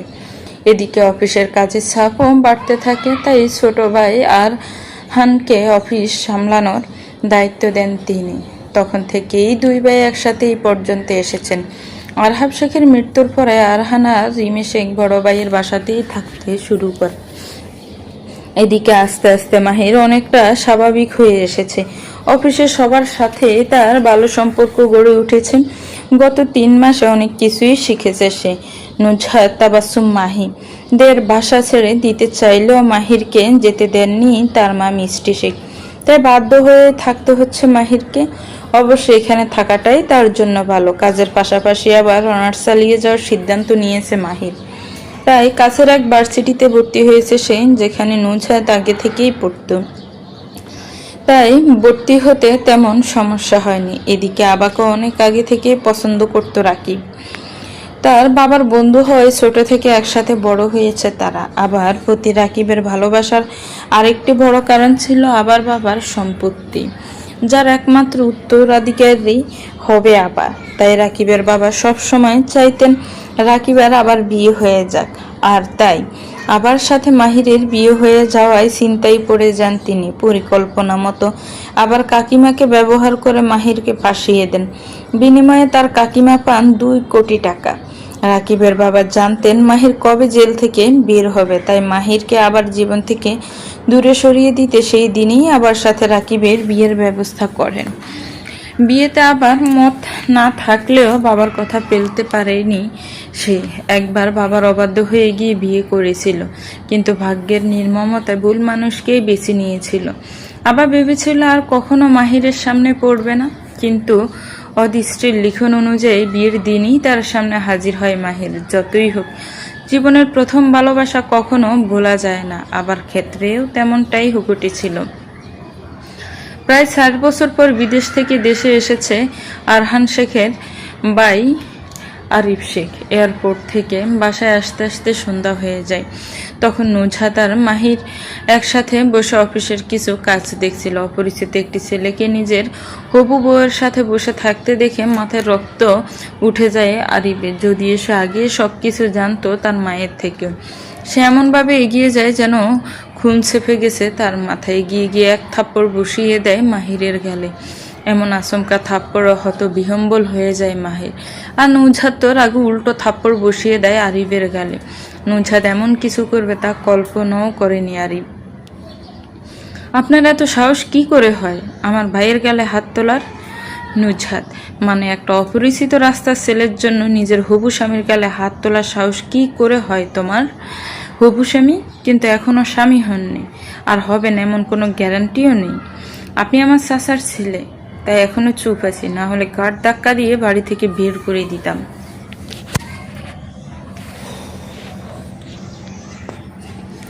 এত চিৎকার চেঁচামেচি শুনে হুইল চেয়ার নিয়ে নিচে নেমে আসেন মিষ্টি শেখ। তিনি সবাইকে শান্ত হতে বলেন ও পুরো ঘটনা শুনতে চান। আরিফ বলে, দেখো না মাম্মি, একটা রাস্তার ছেলের জন্য তোমার মেয়ে আমার গালে হাত তুলেছে। এসব ছেলেকে বাসায় থাকতে দিয়েছ, যার কিনা শ্বশুর বাড়ি থেকেও টাকা চুরির স্বভাব ছিল। এই ছেলে যে আমাদের বাসা থেকেও কিছু চুরি করবে না, সেটা আমি আগেই সন্দেহ করেছিলাম।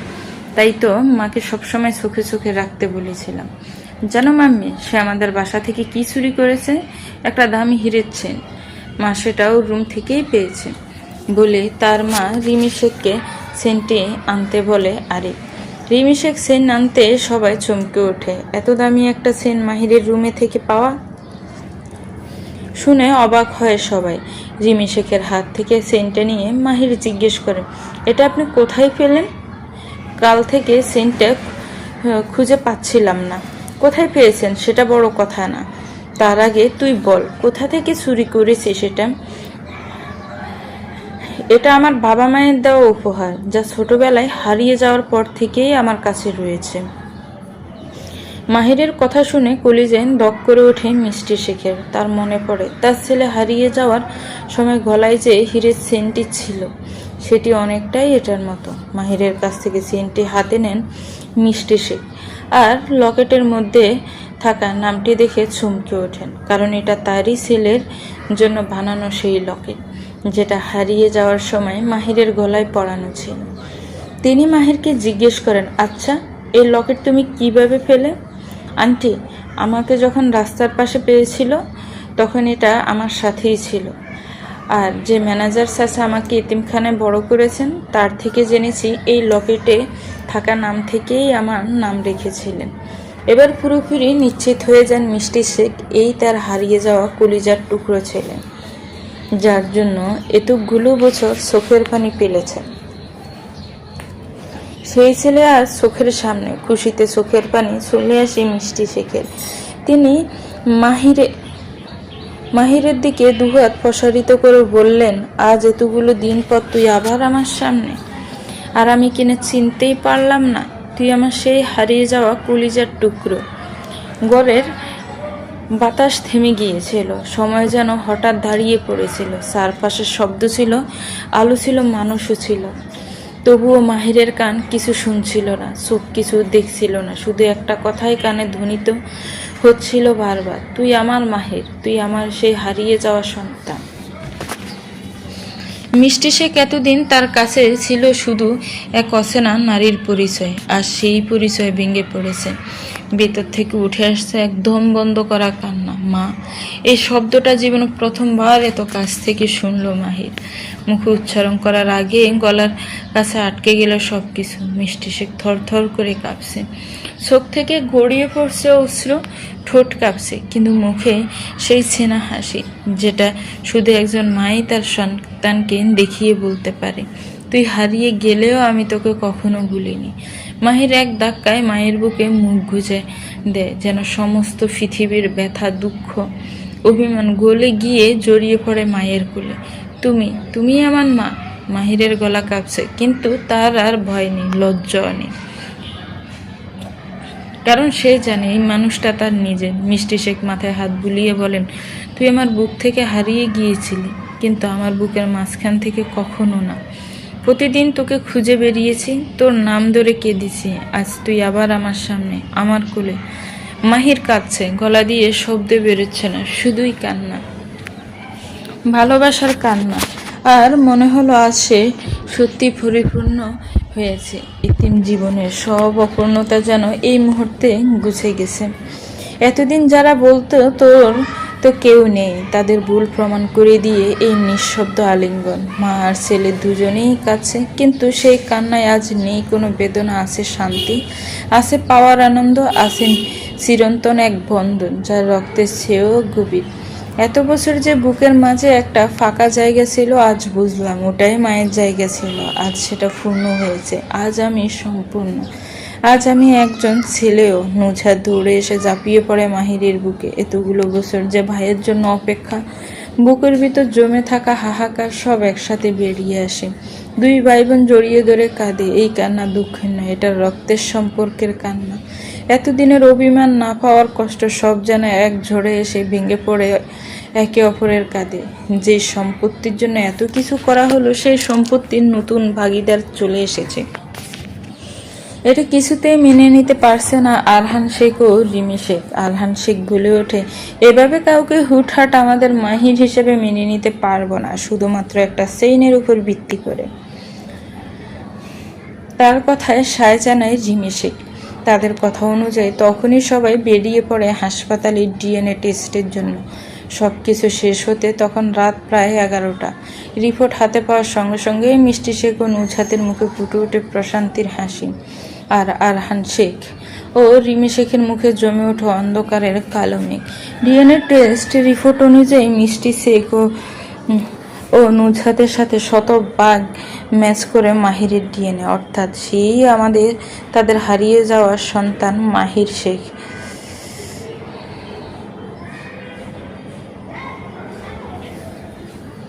মিষ্টি শেখের চোখে জল, তবু মুখে শান্তির ছায়া। মাহির তার হারিয়ে যাওয়া ছেলে আজ ফিরে এসেছে। নুজহাত মাথা নিচু করে দাঁড়িয়ে আছে, তছনছ করে দিয়েছে। এত বছর পর ছেলেকে ফিরে পেয়ে মিষ্টি শেখের আনন্দ যেন ধরে না। আর খুনসুটির আর ভালোবাসার মধ্যে দিয়ে কেটে গেছে একটা বছর। রিমি শেখ আর আরহান শেখ পরদিনই ছেড়ে গেছেন শেখ প্যালেস। এতদিন ভাইয়ের অবর্তমানে কোম্পানি দেখাশোনা করলে এখন যেহেতু আসল মালিক ফিরে এসেছে, তাই আর এখানে থাকার কোনো মানেই ছিল না। তাই তো মিষ্টি শেখ কৌশলে তাদের বেরিয়ে যেতে বাধ্য করেছেন এই বাসা থেকে। কোম্পানির লস আর ভরাডুবির পেছনে যে আরহান শেখের হাত রয়েছে সেটা অনেক আগে জানতে পেরেছিলেন মিষ্টি শেখ। কোম্পানির পুরনো কর্মচারী আনোয়ার চাচা থেকে জানতে পেরেছিলেন যে আরহান শেখ গোপনে টাকা সরাচ্ছেন, শুধু প্রমাণ করতে না পারার জন্য এতগুলো দিন চুপ ছিলেন তিনি। নুজহাতের সঙ্গে আরিফ শেখের বিয়ের পাকা কথা বলতে আজ শেখ বিলে এসেছিলেন তার বাবা মা। মিষ্টি শেখ যথেষ্ট ভদ্রতার সঙ্গে এতক্ষণ কথা বললেও তিনি যে এ সম্পর্কে বিরক্ত তা তার মুখ দেখলেই বোঝা যাচ্ছিল। মাত্রই অফিস থেকে ফিরেছে মাহির। নুজহাতকে এখন আর অফিসে যেতে হচ্ছে না, মাহির একাই সব সামলে উঠেছে। আরহান শেখ আর রিমি শেখকে বাসায় দেখে পুরনো রাগ আবার মাথা ছাড়া দিয়ে উঠে মাহিরের। এই বিয়েতে তার বাবা মায়ের কোনো মত নেই। হাসি মুখে এগিয়ে আসে মাহির এবং টেবিলের উপর কিছু কাগজ এগিয়ে দেয়। এই রিপোর্ট অনুযায়ী গত কয়েক বছরের কোম্পানি যে বিশাল লোকসান হয়েছে তার পেছনে ছিল ভুয়া ইনভয়েস, ওভার প্রাইসড কন্ট্রাক্ট আর ভুয়া ক্লায়েন্ট। আর এই জালিয়াতি সব চাপি গেছে তোমার কাছে আরহান চাচা। তুমি আর রিমি চাচি কোম্পানির টাকা লোপাট করে রিয়েল এস্টেটে বিনিয়োগ করেছ, যার প্রমাণ আমার কাছে আছে। তুই কে হস আমাকে প্রশ্ন করার? আরহান গর্জে ওঠে, আমি শেখ মাহির, এই কোম্পানির আসল উত্তরাধিকারী। আমি ফিরে এসেছি, এবার শুধু উত্তর না, বিচারও হবে। মাহিরের এহেন কথায় রেগে যায় আরহান শেখ। তারা তখনই সেখান থেকে বেরিয়ে যান। মাহিরের মুখে তখন এক মুচকি হাসি। মিষ্টি শেখ এবার যেন একটু হাঁফ ছেড়ে বাঁচলেন। তিনি কখনো চাননি তার মেয়েটার এমন কোনো পরিবারই বিয়ে হোক যাদের সবসময় সম্পত্তির দিকে চোখ ছিল। নুজহাতের সঙ্গে আরিফের বিয়েটা সেখানেই ভেঙে দেন মিষ্টি শেখ। এমন পরিবারে মেয়েকে বিয়ে দেওয়ার কোনো মানেই নেই। নুজহাত আগে থেকেই আরিফকে তেমন পছন্দ করতো না। তার চাল চলন কেমন যেন লাগতো তার কাছে। অবশেষে সেই ধম বন্ধ করা কিছু থেকে মুক্তি পেলে সে। মিষ্টি শেখ চুপচাপ বসে থাকেন সোফায়। আজ অনেক দিন পর তার চোখে মুখে আত্মবিশ্বাসের ঝিলিক। এই এক বছরে অনেক কিছু বদলে গেছে। মাহির পুরোপুরি কোম্পানির দায়িত্ব নেয়। মায়ের অনুপ্রেরণা আর নিজের অদম্য পরিশ্রমে সে একের পর এক ব্যবসায়িক চুক্তি করে। নতুন বিনিয়োগ, আধুনিক প্রযুক্তির দক্ষ ম্যানেজমেন্ট। শেখ ইন্ডাস্ট্রি আবার তার পুরনো সম্মান ফিরে পায়। মিষ্টি শেখ এখন অনেকটাই সুস্থ, সময় মতো ওষুধ, মাহিরের পাশে থাকার মানসিক শান্তি, সবকিছু মিলিয়ে তার মুখে এখন একটা তৃপ্তির ছায়া। তুই না থাকলে হয়তো এতদূর আসতেই পারতাম না, একদিন চুপিসারে বলে ওঠেন তিনি মাহিরকে। মাহির শুধু মুচকি আসে। মাকে ফিরে না পেলে তার জীবন হয়তো এত দূর আসতো না। সেদিন তার জীবনে সেই জ্বর না এলে হয়তো এসব কিছুই ঘটতো না। প্রায় 2 বছর পর আবার সিলেট যাচ্ছে মাহির। সিলেটের শাখায় নাকি কিছু সমস্যা হচ্ছে। আগে নুজহাতকে পাঠালেও এবার মাহির নিজেই যাচ্ছে। অতীতের কিছু কালো স্মৃতি বারবার তাকে বাধা দিচ্ছে। নিজের প্রেয়সীকে অন্য কারোর সঙ্গে দেখার যে তীব্র যন্ত্রণা, তা তাকে ভিতর থেকে সব সময় কুড়ে কুড়ে খেয়েছে। অতীতকে ভুলে সামনে এগিয়ে যাওয়ার প্রয়াসে মাহির সেটাই করতে চায়।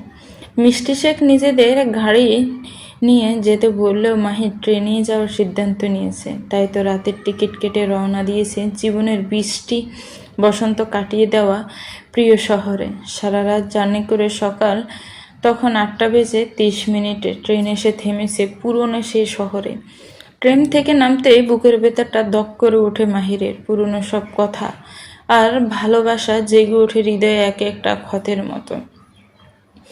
বুকের ভেতর থেকে এক দীর্ঘশ্বাস বেরিয়ে আসে। তার স্টেশনের বাইরে দাঁড়িয়েছিলেন ম্যানেজার সাহেব মাহিরকে নেওয়ার জন্য। মাহিরকে নিয়ে রওনা দেন অফিসের উদ্দেশ্যে। টুকটাক কিছু কাজ শেষ করেই একেবারে বিশ্রাম নেবে মাহির, যদিও ম্যানেজার সাহেব বলেছিলেন আগে বাসায় যাওয়ার জন্য।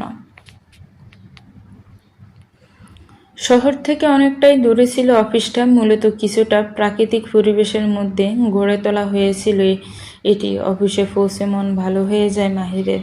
এতটা মনোরম ও সৌন্দর্য যেন সমস্ত ক্লান্তি এক নিমিষেই দূর করে দেয় তাকে। অফিসের কিছু গুরুত্বপূর্ণ কাজ আটকে ছিল অনেকদিন। মাহির সব কিছু ভালো করে চেক করে দেখে, ফাইলগুলোতে সই করে দেয়।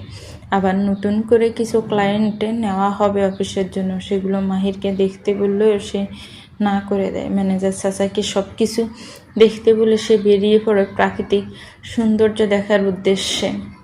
সিলেটের এই শাখা দেখাশোনা করেন রফিক চাচা। মাহিরের বাবার ঘনিষ্ঠ বন্ধু ছিলেন তিনি। তাই তো এতগুলো বছর চোখ বন্ধ করে ভরসা করে এসেছেন তার পরিবার।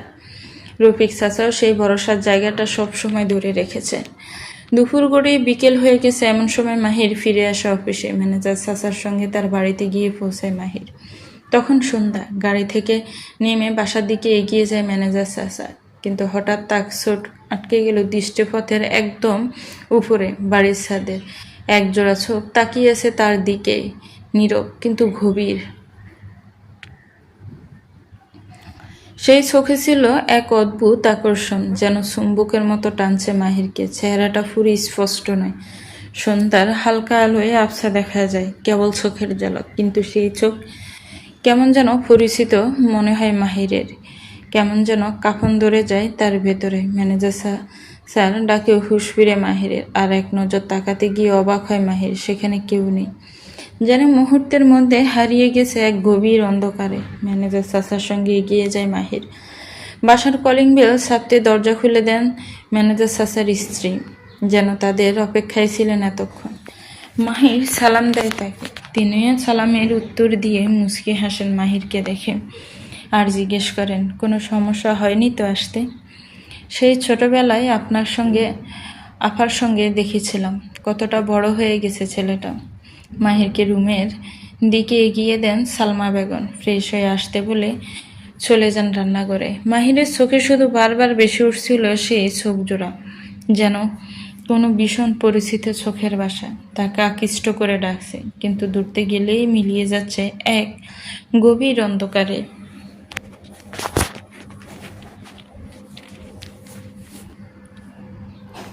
সন্ধ্যার অন্ধকার আরো ঘন হয়েছে। চারিদিকে মেঝো ঝিরিঝিরি বৃষ্টি। ঘরের জানালা দিয়ে দেখা যায় বাইরের গাছের পাতা ভিজে এক অদ্ভুত স্নিগ্ধতায় ভরে উঠেছে। ফ্রেশ হয়ে এসে মাহির ঘরের এক পাশে বসে। তার মাথার মধ্যে ঘুরপাক খাচ্ছে সেই চোখ দুটো। কে সে? এমন চোখ তো মনে হয় কোথাও দেখেছি, কিন্তু কোথায়? এমন সময় দরজায় কড়া নাড়ে। দরজা খুলে দেখা হাতে চায়ের ট্রে নিয়ে দাঁড়িয়ে আছে এক মেয়ে। সে মাথায় হালকা ওড়না, চোখে গাঢ় গভীরতা, কিন্তু হাসিটা অদ্ভুত শান্ত। এই নিন স্ন্যাক্স, মেয়েটি বলে। মাহির কিছুক্ষণ চুপ থেকে বলে, তুমি? আমি জোহা, ম্যানেজার সাহেবের মেয়ে। মাহির অবাক হয়ে তাকিয়ে থাকে। এটাই সেই চোখ ছাদের উপর থেকে যেটা দেখেছিল সে।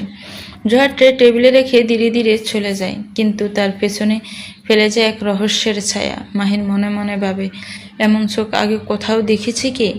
কেন এই চোখ আমাকে ভীষণ অস্থির করে দেয় বারবার? পরদিন সকাল। রফিক চাচার ডাকে ডাইনিং টেবিলে যায় মাহির। জোহা চুপচাপ বসে আছে, মিষ্টি হাসিতে বলে, কাল রাতে ঠিক করে ঘুমিয়েছেন তো?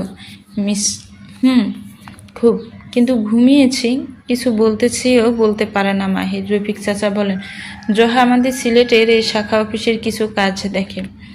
ডিজাইনার কন্টেন্ট নিয়ে ভালো কাজ করে। ইচ্ছা ছিল ঢাকায় পড়বে, হঠাৎ আমার শরীরটা খারাপ করলো, তাই আর ঢাকায় গেল না। এখন পুরোপুরি অফিস সামলাচ্ছে। মাহির অবাক হয়ে তাকায় জোহার দিকে। তার চোখে কোনো অহংকার নেই, বরং আত্মবিশ্বাস ও একরাশ নীরবতা। মায়ের হেসে বলে, ভেবেছিলাম এই ব্রাঞ্চে হয়তো সমস্যাই থাকবে বেশি। এখন তো দেখছি সবই ঠিক আছে। জোয়া হালকা হেসে উত্তর দেয়, সব কিছু ঠিক রাখার চেষ্টা করি। তো এবার মনে হচ্ছে কাল রাত থেকে কিছু ঠিক নেই, যা হয়তো আপনি ভালো বুঝবেন। মাহিরের মনে কৌতূহল জাগে, কি সেই জিনিস? আর এই মেয়ের চোখের বাসা এমন কেন, এত স্বচ্ছ তবু গভীর? দুপুরের পর জোহা মাহিরকে অফিস ঘুরিয়ে দেখায়। পথে যেতে যেতে দুজনের মধ্যে ছোট ছোট কথা হয়, কাজ নিয়ে, জীবন নিয়ে, সিলেটের প্রকৃতি নিয়ে। কিন্তু প্রতিটা কথায় যেন একটা না বলা গল্প বেশি বাড়ায়। একসময় জোহা বলে, আপনি কি সবসময় এতটাই গম্ভীর? মাহির হেসে ফেলে, আসলে আমি হেসে চলতে পারি, কিন্তু ভেতরে অনেক কিছু জমে আছে। জীবন আমাদের কখনো এমন রাস্তায় নিয়ে যায় যেখানে হাসি হারিয়ে যায়। জোহা একদম সামনে দাঁড়িয়ে পড়ে। কখনো চাইলে শুনে নিতে পারি, আমি যদি কাউকে বিশ্বাস করতে পারেন। মাহির চমকে ওঠে, এই মেয়েটা এত সহজে এমন কথা বলে কিভাবে? অথচ চোখে নেই কোনো প্রত্যাশা, শুধু একটা আশ্রয় দেওয়ার ইচ্ছা। সন্ধ্যায় আবার বৃষ্টি নামে। মাহির একা দাঁড়িয়ে থাকে বারান্দায়। হঠাৎ পাশ থেকে বলে ওঠে কেউ, বৃষ্টি কি আপনাকে কষ্ট দেয়? মাহির তাকিয়ে দেখে জোহা না, বরং মনে করিয়ে দেয় কিছু জিনিস যা ভুলে যেতে চায় কিন্তু পারি না। জোহা ধীরে ধীরে বলে, সবসময় পুরনো কথা নিয়ে থাকলে তো জীবন চলবে না। কখনো কখনো পুরনো কিছু ভুলে নতুনত্বের দিকে ছুটে যেতে হয়। এই কথাটার পর মুহূর্তটা থমকে যায়। বৃষ্টির শব্দ, চোখে চোখ, আর এক গোড় লাগা অনুভূতি। মাহিরের কাছে অদ্ভুত লাগে মেয়েটার কথাবার্তা। সে তো আর জানে না কখনো কখনো চাইলে সব কিছু ভুলে থাকা যায় না। কিছু ব্যথা, আনন্দ আর অব্যক্ত অনুভূতি থাকে যা সারা জীবন আমাদের হৃদয়ে থেকে যায়। পরদিন সকাল, সিলেটের আকাশ আজ যেন একটু বেশি দূষণ। হালকা বাতাসে দুলছে পাতা ঝরা, গাছের ডাল যেন কোনো পুরনো গল্পের ইঙ্গিত দিচ্ছে। মাহির বসে আছে অফিসের ছোট্ট কর্নার কফি শপের সামনে, কাগজপত্র ছড়ানো, কিন্তু চোখ তার দূরে। জানালার বাইরে বৃষ্টির গন্ধ মিশে আছে বাতাসে, তাকে অস্থির করে তোলে। জোহা এসে পাশে বসে। আজ তো আপনাকে খুব চুপচাপ লাগছে, বলে সে। মাহির এক দৃষ্টিতে তাকায়। পুরনো শহর, পুরনো স্মৃতি, কিছু কিছু জায়গায় ফিরে এলেই মানুষটা ফিরে আসে মনে। জোহা নরম গলায় বলে, সব হারানো মানে শেষ না, কখনো কখনো হারিয়েই মানুষ নিজেকে খুঁজে পায়। এই কথাগুলো যেন মাহিরের বুকের কোথাও গেঁথে যায়। একসময় সে জিজ্ঞেস করে, তুমি কি কখনো কাউকে হারিয়েছ? জোয়া একটু চুপ করে থেকে বলে, হ্যাঁ, খুব কাছের এক মানুষকে, কিন্তু হয়তো সেই হারানোই আমাকে তৈরি করেছে। মাহিরের মনে হয় এই মেয়েটা যেন তারই প্রতিচ্ছবি, ভেঙে যাওয়ার পরও দাঁড়িয়ে থাকার এক জীবন্ত উদাহরণ। অফিসে মাহির অফিসে ঢুকে দেখে ম্যানেজার স্যার আগে থেকেই দাঁড়িয়ে আছেন। স্যার, একজন দেখা করতে এসেছেন, সিলেটের নামকরা রিয়েল এস্টেট কোম্পানি থেকে এসেছেন। এই ডিলটা আমাদের জন্য অনেক গুরুত্বপূর্ণ। উনি আপনার সঙ্গে পার্সোনালি আলাদা কথা বলতে চান। ঠিক আছে, আমি কেবিনে যাচ্ছি। 10 মিনিট পর পাঠিয়ে দিন। আর জোহাকে এক্ষুনি একবার আমার কেবিনে আসতে বলবেন। বলেই নিজের কেবিনে দিকে এগিয়ে যায় মাহির। কেবিনে ঢুকে বসতে জোয়া এসে হাজির হয় সেখানে। মেয়েটাকে কেমন যেন অদ্ভুত লাগে মাহিরের কাছে। মাহির তখন সোফায় বসে সব ফাইল চেক করছিল। হঠাৎ একটা টিকটিকি এসে পড়ে জোহার ওপর, আর জোহা ভয়ে এক লাফে মাহিরের কোলে উঠে মাহিরকে জড়িয়ে ধরে। এমন সময় কেউ দরজায় নক করলে মাহির তাকে ভিতরে আসতে বলে। কেবিনে ঢুকে দুজন ছেলে মেয়েকে এই অবস্থায় দেখে ভীষণ লজ্জিত হয় মেয়েটি, আর আড়াআড়ি চোখ নামিয়ে ফেলে। হুট করে এমন পরিস্থিতিতে পড়বে ভাবতেই পারেনি কেউ। জোয়া তাড়াতাড়ি সরে দাঁড়ায়। মেয়েটি তখন বলতে থাকে, আমি দুঃখিত, মনে হয় ভুল সময়ে এসেছি। মাহির ভীষণ আনইজি ফিল করে আর বলে, না, আসলে এটা অ্যাক্সিডেন্টলি ছিল। বলে সামনে তাকায় মাহির। সাদা শাড়িতে এক মেয়ে দাঁড়িয়ে আছে জানালার পাশে, চুল খোলা, হাতে একটি ফাইল। এই চুল, এই নীরবতা, এই সিরেসানা, সেই চেহারা, ভুল হবার সুযোগ নেই। তুমি? মাহিরের কণ্ঠ কেঁপে ওঠে। চোখ তুলে তাকায় মেয়েটি। মাহিরকে দেখা মাত্রই তার হাত থেকে ফাইলগুলো পড়ে যায়। এ কাকে দেখছে? আবার আজ এতগুলো দিন যাকে খুঁজে এসেছে সেই মাহিরকে কিনা তারই সামনে দাঁড়িয়ে আছে। এতগুলো দিন মাহিরকে অন্য একটা মেয়ের সাথে এতটা ক্লোজ অবস্থায় দেখতে হবে সে হয়তো কখনো কল্পনাও করেনি। আবার তাই তো ছুটে বেরিয়ে যায় কেবিন থেকে, চোখের জল মুছতে মুছতে। এতক্ষণ যেন মাহির এক ঘোরের মধ্যে ছিল। তার ভালোবাসা তার সামনে এসেছে, এটা যেন তার হুঁশ হারিয়ে দিয়েছে। জোহার ডাকে হুঁশ ফিরে মাহিরের, চোখ ফিরিয়ে আবাকে দেখতে না পেয়ে এদিক সেদিক তাকায় মাহির। জোহা বুঝতে পেরে বলে, স্যার উনি তো বেরিয়ে গেছেন একটু আগে। মাহির কেবিন থেকে বেরিয়ে আসে আবাকে খুঁজতে। অফিস কেবিন থেকে বেরিয়ে মাহির সারফাসে চোখ ফেরায়, কিন্তু আবা তখন আর সেখানে নেই। সিঁড়ি দিয়ে নিচে নেমে আসে সে। লবিতে পৌঁছেও খোঁজ মেলে না। মনে মনে ভাবে, এতগুলো বছর পর হঠাৎ করে এসে এমন দৃশ্য দেখবে, এইটুকু ব্যথা সে কখনোই আশা করেনি। ফিরে আসে নিজের কেবিনে। জোহা তখনও চুপচাপ দাঁড়িয়ে। দুজনের মধ্যে অদ্ভুত একটা নীরবতা। স্যার আপনি কি ঠিক আছেন? জোহার মাথায়। মাহির কিছুই বলে না, চুপচাপ বেরিয়ে যায়। জোহা মাহিরকে কিছুটা সময় একা থাকতে দেয়। সন্ধ্যার আলো একটু একটু করে ফিকে হয়ে আসছিল। ছাদে বসেছিল মাহির, চোখে ছিল ক্লান্তি সেপ, মাথার ভেতর ঘুরপাক খাচ্ছিল হাজারো চিন্তা। কিছুদিন হলে মা একটু ভালো আছেন। কোম্পানির সমস্ত দায়িত্ব এখন মাহিরের কাঁধে। নুজহাতের বিয়ে নিয়ে আর কারো মুখে কোনো কথা নেই। সবাই জানে মাহির যা করেছে সেটা অন্যায়ের বিরুদ্ধে ন্যায়ের পক্ষে দাঁড়ানোর জন্যই। কিছু ভালোবাসা হয় খুব নিঃশব্দে, শুধু চোখের ভাষায় লেখা থাকে, বোঝে না সবাই, কিন্তু হারিয়ে গেলে বুকের ভিতর গভীর ক্ষতের মতো পড়ে। সিলেটের সন্ধ্যারা যেন একটু আলাদা রকমের হয়। আকাশ জুড়ে মেঘ, বাতাস হালকা কুয়াশার গন্ধ, আর মাহিরের বুক জুড়ে এক অদ্ভুত শূন্যতা। আবার চলে যাওয়ার পর সেই রাতে আর ঘুম হয়নি মাহিরের। সকাল হতে অফিসে ছুটে গিয়েছিল, কেবিনের দরজা বন্ধ করে বসেছিল চুপচাপ। মন যেন টুকরো টুকরো হয়ে আসছিল ভাবনার এক অচেনা চড়ে। আবাকে সামনাসামনি দেখার পর থেকেই সে কেমন গুলিয়ে গেছে। আর ওপর জোহার উপস্থিতি যেন আরও ধন্দে ফেলে দিয়েছে তাকে। হঠাৎ দরজার শব্দ। মায়ের উঠে গিয়ে দেখে একজন তরুণ ছেলের ডকুমেন্ট হাতে দাঁড়িয়ে। স্যার, এটা সিলেটের রিয়েল এস্টেট কোম্পানির নতুন প্রস্তাবনায় কিছু শর্ত আছে, এগুলো আপনার সিদ্ধান্ত প্রয়োজন। মাহি চুপচাপ ডকুমেন্ট দেখতে থাকে। মাথায় তখন একসাথে অফিসের চাপে আর ব্যক্তিগত জীবনের টানাপোড়েনের জ্বর বইছে। দুপুরের দিকে অফিস থেকে বের হয় মাহির। মাথায় বারবার ঘুরে বেড়ায় একটাই প্রশ্ন, আবা কেন হঠাৎ ফিরে এলো? আর জোহার চোখে কেন এত গভীর কষ্ট? রাস্তায় হাঁটতে হাঁটতে মনে হয় জীবন কি আসলেই কখনো কখনো পুরনো স্মৃতির কাছে হার মেনে নেয়? ঠিক তখনই ফোন বেজে ওঠে। কল। আবার। মাহির, কথা বলতে পারি? আবার কণ্ঠে কাঁপন। মাহির চুপ থাকে। আবার বলে, আমি তোমার কাছে অনেক কিছু বলতে এসেছি। ভুল বুঝাবুঝি আর ব্যর্থতার কারণে আমাদের পথ আলাদা হয়েছিল, কিন্তু আজও আমি তোমার অপেক্ষায় থাকি। মাহিরের মনে ফিরে আসে ফেলে আসা দিনগুলো, হাসি, কান্না, স্বপ্ন আর ব্যথা। তবু সেই সঙ্গে জোহার চোখের গভীর দৃষ্টিও যেন ডাক দিচ্ছে তাকে। সন্ধ্যা নামতেই ছুটে যায় মাহি সিলেটে এক প্রাচীন পার্কে, যেখানে একসময় আবার সে একসাথে বসে স্বপ্ন বুনেছিল। সেনাসি ব্রাঞ্চের পাশে দাঁড়িয়ে মাহি দেখা আবা অপেক্ষা করছে।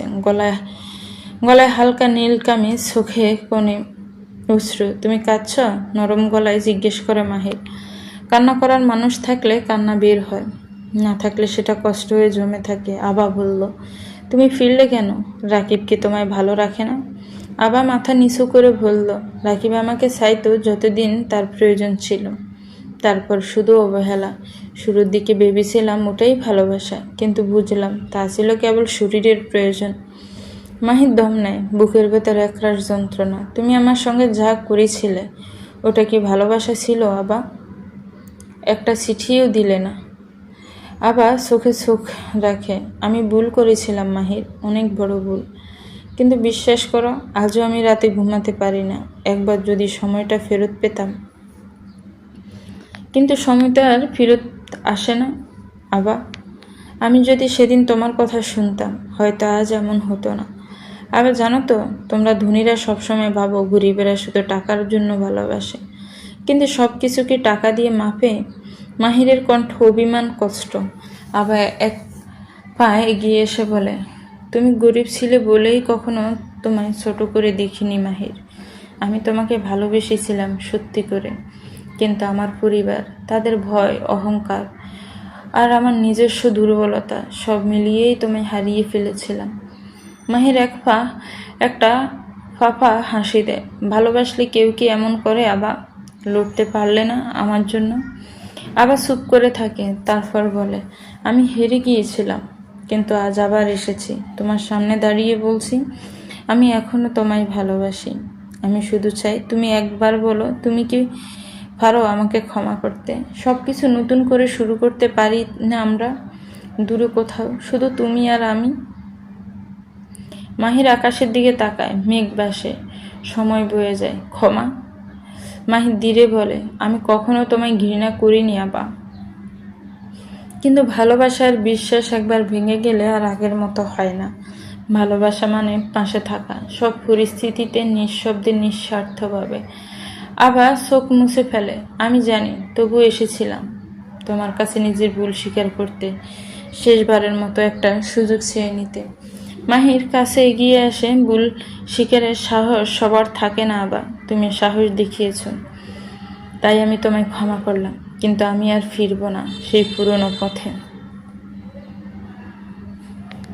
আবার মাথা নিচু করে সরে আসে, আমি শেষ পর্যন্ত অপেক্ষা করব তোমার জন্য। চোখে আরেক ফোঁটা অশ্রু, তার ছায়া মিলিয়ে যায় আকাশের কুয়াশায়। মাহির দাঁড়িয়ে থাকে সেই ছেনা বেঞ্চের পাশে, যেখানে একদিন সে হাজারো স্বপ্ন দেখেছিল, মনের ভেতর হাজারো প্রশ্ন, অনিশ্চয়তার ক্লান্তি নিয়ে বাসায় ফিরে মাহি। আজ আর জোহার সঙ্গে দেখা হয়নি। মেয়েটা সবসময় ওর পাশে থাকার চেষ্টা করলেও কাল থেকে জানি একটু দূরত্ব তৈরি করেছে। মাহিরের ভালো লাগছে না বিষয়টা, জোহার অনুপস্থিতি তাকে ভাবাচ্ছে, মন বুঝিয়ে দিচ্ছে এই শূন্যতায় কিছু একটা বলছে। রাত গভীর, সিলেটের আকাশে হালকা বৃষ্টি পড়ছে। জানালার পাশে বসে মাহির এক দৃষ্টিতে বাইরে তাকিয়ে থাকে। আবার সঙ্গে দেখা করার পর থেকে যেন মনটা আরও এলোমেলো হয়ে গেছে। মনটা চায় জোহার সাথে কথা বলে সব খুলে বলুক, কিন্তু সেই সাহসটা আর হয় না। জোহা যেন ইচ্ছে করেই একটু দূরে সরে গেছে। না, কোনো অভিযোগ নেই তার মুখে, কিন্তু সেই চুপ থাকা, সেই নীরবতা, সেটাই মাহিরকে তিলে তিলে কষ্ট দিচ্ছে। ভালোবাসা কি শুধু পাশে থাকার নাম, নাকি বুঝে নেওয়ার, নাকি অভিমানেও সব ফাঁস হয়ে যাওয়ার? সকালে অফিসে গিয়েও মন বসে না মাহিরের। কাজের পাকে বারবার কেবিনের দরজার দিকে তাকায়। না, আজ আর জোহা আসেনি মাহিরের কাছে। দুপুরে ছাদে উঠে দেখে রোদের আলো মেঘে ঢাকা, যেমন তার মনের অবস্থা। ঠিক তখনই পেছন থেকে এক গলা ভেসে আসে, কাউকে খুঁজছেন নাকি স্যার? মাহির চমকে ফিরে দেখে জোহা দাঁড়িয়ে, পরনের সাদা কুর্তি, চোখে হালকা ক্লান্তি, কিন্তু ঠোঁটে এক টুকরো নরম হাসি। তুমি এতক্ষণ কোথায় ছিলে? মাহির ধীরে জিজ্ঞেস করে। একটু দূরে ছিলাম, যাতে আপনি নিজের মনের ভেতর যুদ্ধটা শেষ করতে পারেন। মাহির কিছু বলতে চায়, কিন্তু জোয়া হাত তুলে থামিয়ে দেয়। আমার কিছু জানার দরকার নেই মাহির, আমি শুধু এটুকু জানতে চাই, তুমি আজ কি চাও? কার পাশে দাঁড়াতে চাও তুমি? মাহির নিঃশব্দে তাকিয়ে থাকে জোহার চোখে, যেখানে ছিল না কোনো অভিযোগ, ছিল কেবল অপেক্ষা এবং নিঃশব্দ ভালোবাসা। কেবিনে বসে ফাইল দেখছিল মাহি। জোহা দরজায় নক করলে মাহির তাকে ভিতরে আসতে বলে। স্যার, আপনাকে একটা আমন্ত্রণ পাঠানো হয়েছে সিলেট বিজনেস ইউথ সোসাইটির তরফ থেকে। মাহির অবাক হয়ে খামটা হাতে নিল। খুলে দেখে আগামী শুক্রবার সিলেটের সবচেয়ে বড় কনভেনশন সেন্টারে এক প্রেস্টিজিয়াস বিজনেস নেটওয়ার্কিং অনুষ্ঠানে তাকে আমন্ত্রণ জানানো হয়েছে। জনাব মাহির রহমান, একজন তরুণ সফল উদ্যোক্তা হিসেবে আপনার জীবন কাহিনী আমাদের অনুপ্রেরণা।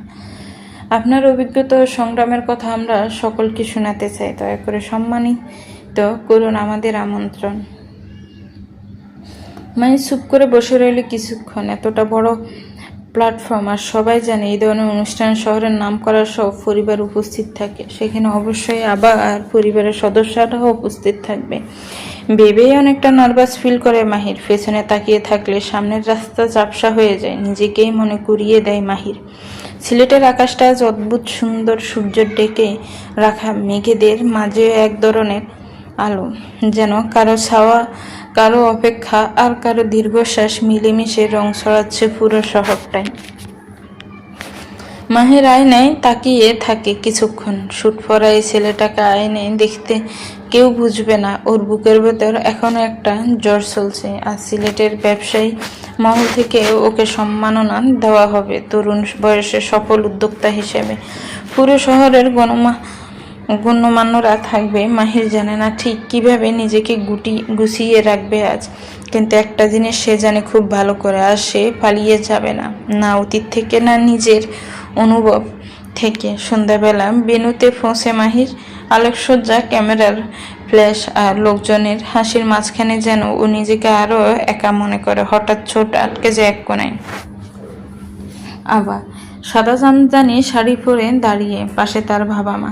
আবার এক মুহূর্তের জন্য চোখ রাখে মাহিরের চোখে, তারপর চোখ সরিয়ে নেয়। আবার বাবা মা তো এখানে মাহির দেখে রীতিমতো হতবাক হয়ে গেছে। অনুষ্ঠান শুরু হয়, এক এক করে অতিথিরা বক্তৃতা দেন। তারপর মঞ্চে রাখা হয় মাহিরকে। সে উঠে দাঁড়ায়, করতালির মাঝে হাঁটা দেয় মঞ্চের দিকে। মাইক্রোফোনের সামনে দাঁড়িয়ে ওর প্রথম কথাটাই ছিল, আমি কোনো নায়ক না, আমি শুধু একজন মানুষ যে জীবনে বারবার হেরেছে আবার উঠে দাঁড়িয়েছে।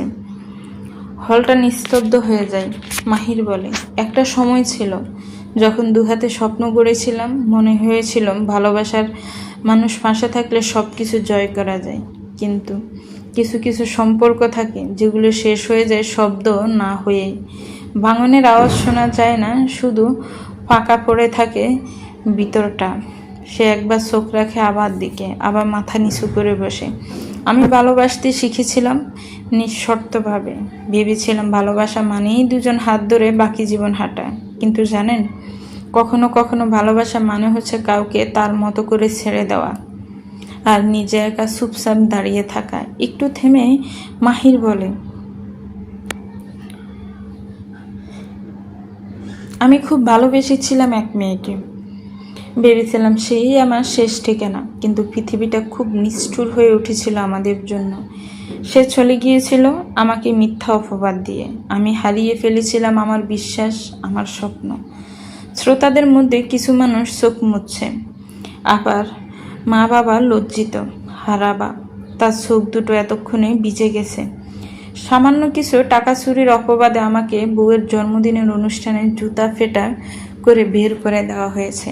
শুধু এখানেই থেমেছিল না, আমাদের সম্পর্কটা শেষ পর্যন্ত ডিভোর্সে গিয়ে পৌঁছায়। অথচ টাকাটা আমি চুরি করিনি। যে টাকা দিয়ে নেকলেসটা কিনেছিলাম সবই ছিল আমার কষ্টের উপার্জিত টাকা। আমি তাদেরকে অভিশাপ দিব না, ধন্যবাদ দিতে চাই। কারণ সেদিন আমার সাথে এসব না হলে আজকে আমার এই অবস্থানে আসা হতো না। এতিমখানায় বড় হওয়া একটা এতিমের বাচ্চা থেকে শেখ গ্রুপ অফ ইন্ডাস্ট্রির কর্ণধার মাহির শেখ হয়ে ওঠা হতো না। সেদিনে সেই অপমান আর সামান্য টাকা চুরির অপবাদে আমাকে 6 মাসের কারাদণ্ড দেওয়া হয়েছিল। কিন্তু আমি থেমে থাকিনি, কারণ একটা সময় একজন মানুষ এসেছিল আমার জীবনে। সে আমাকে সাহস আর উদ্দীপনা দিয়েছে। একটা অপরিচিত ছেলেকে আশ্রয় দিয়েছে কোনো কিছু না চেয়ে। সৃষ্টিকর্তাকে অসংখ্য ধন্যবাদ দিব। যদি সেই মেয়েটার সাথে দেখা না হতো তাহলে কখনো আমার মা আর বোনকে ফিরে পাওয়া হতো না। আমার এই সফলতার পিছনে সবচেয়ে বেশি যাদের হাত ছিল তারা আমার মা আর বোন। আমার বোন আমার ছায়া হয়ে পাশে দাঁড়িয়েছিল যখন আমি নিজেকেই চিনতে পারছিলাম না। এক মুহূর্তের জন্য মাহির চোখ জলছল করে ওঠে। মা আর বোনের বাইরেও একটা মেয়ে আমাকে অসম্ভবভাবে সাপোর্ট দিয়ে গিয়েছে। আমাকে আমার অতীত থেকে বেরিয়ে আসতে সবচেয়ে বেশি সাহায্য করেছে। সে কখনো আমাকে জোর করেনি, শুধু চুপচাপ পাশে ছিল। তার চোখে আমি নিজের মূল্য ফিরে পেয়েছিলাম। সবাই নিঃশব্দ। তখনই মাহির বলে, আজ আমি এই আলো ঝলমলে মঞ্চে দাঁড়িয়ে একটা কথা বলতে চাই। আমার জীবনে এক বিশেষ ঘোষণা বলতে পারেন। হলটা ফিসফিসে গুঞ্জনে ভরে ওঠে। মাহির চোখ রাখে সামনে। জোহা ঠিক সামনের সারিতে দাঁড়িয়েছিল। পরনে নীল শাড়ি, চোখে হালকা কাজল, ঠোঁটে সেই চিরচেনা চুপচাপ হাসি। মাহির একটু থামল, তারপর গভীর নিঃশ্বাস নিয়ে বলল, আমি আজ বুঝেছি পুরনো ভুলের কাছে আটকে থাকানো, সামনে এগোনোর নামই ভালোবাসা। তারপর হঠাৎ করে মাহির এক হাঁটু গড়ে বসে বলল, সামনে থেকে ছোট্ট একটা রিং বের করে বলল, জোহা, তুমি আমার জীবনের সবচেয়ে বড় শক্তি, শান্তি আর বিশ্বাস। তুমি কি আমাকে তোমার জীবনসঙ্গী হিসেবে গ্রহণ করবে?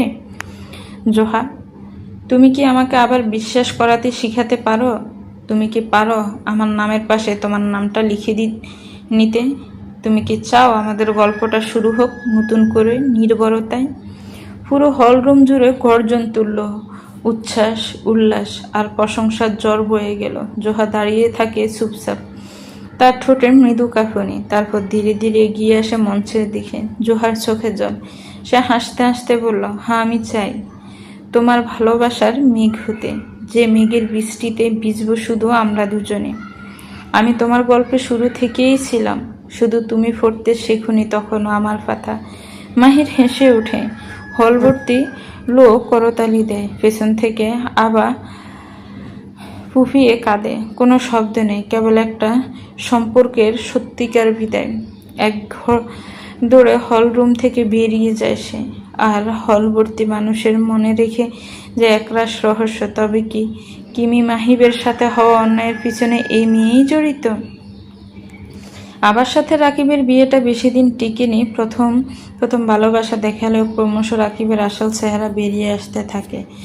একদম রাতে ঘুম ভাঙলে আবার দেখলো রাকিব রুমে নেই। বারান্দার দিকে এগিয়ে যেতেই শুনতে পেল পিস পিস করে কাউকে কিছু বলছে রাকিব।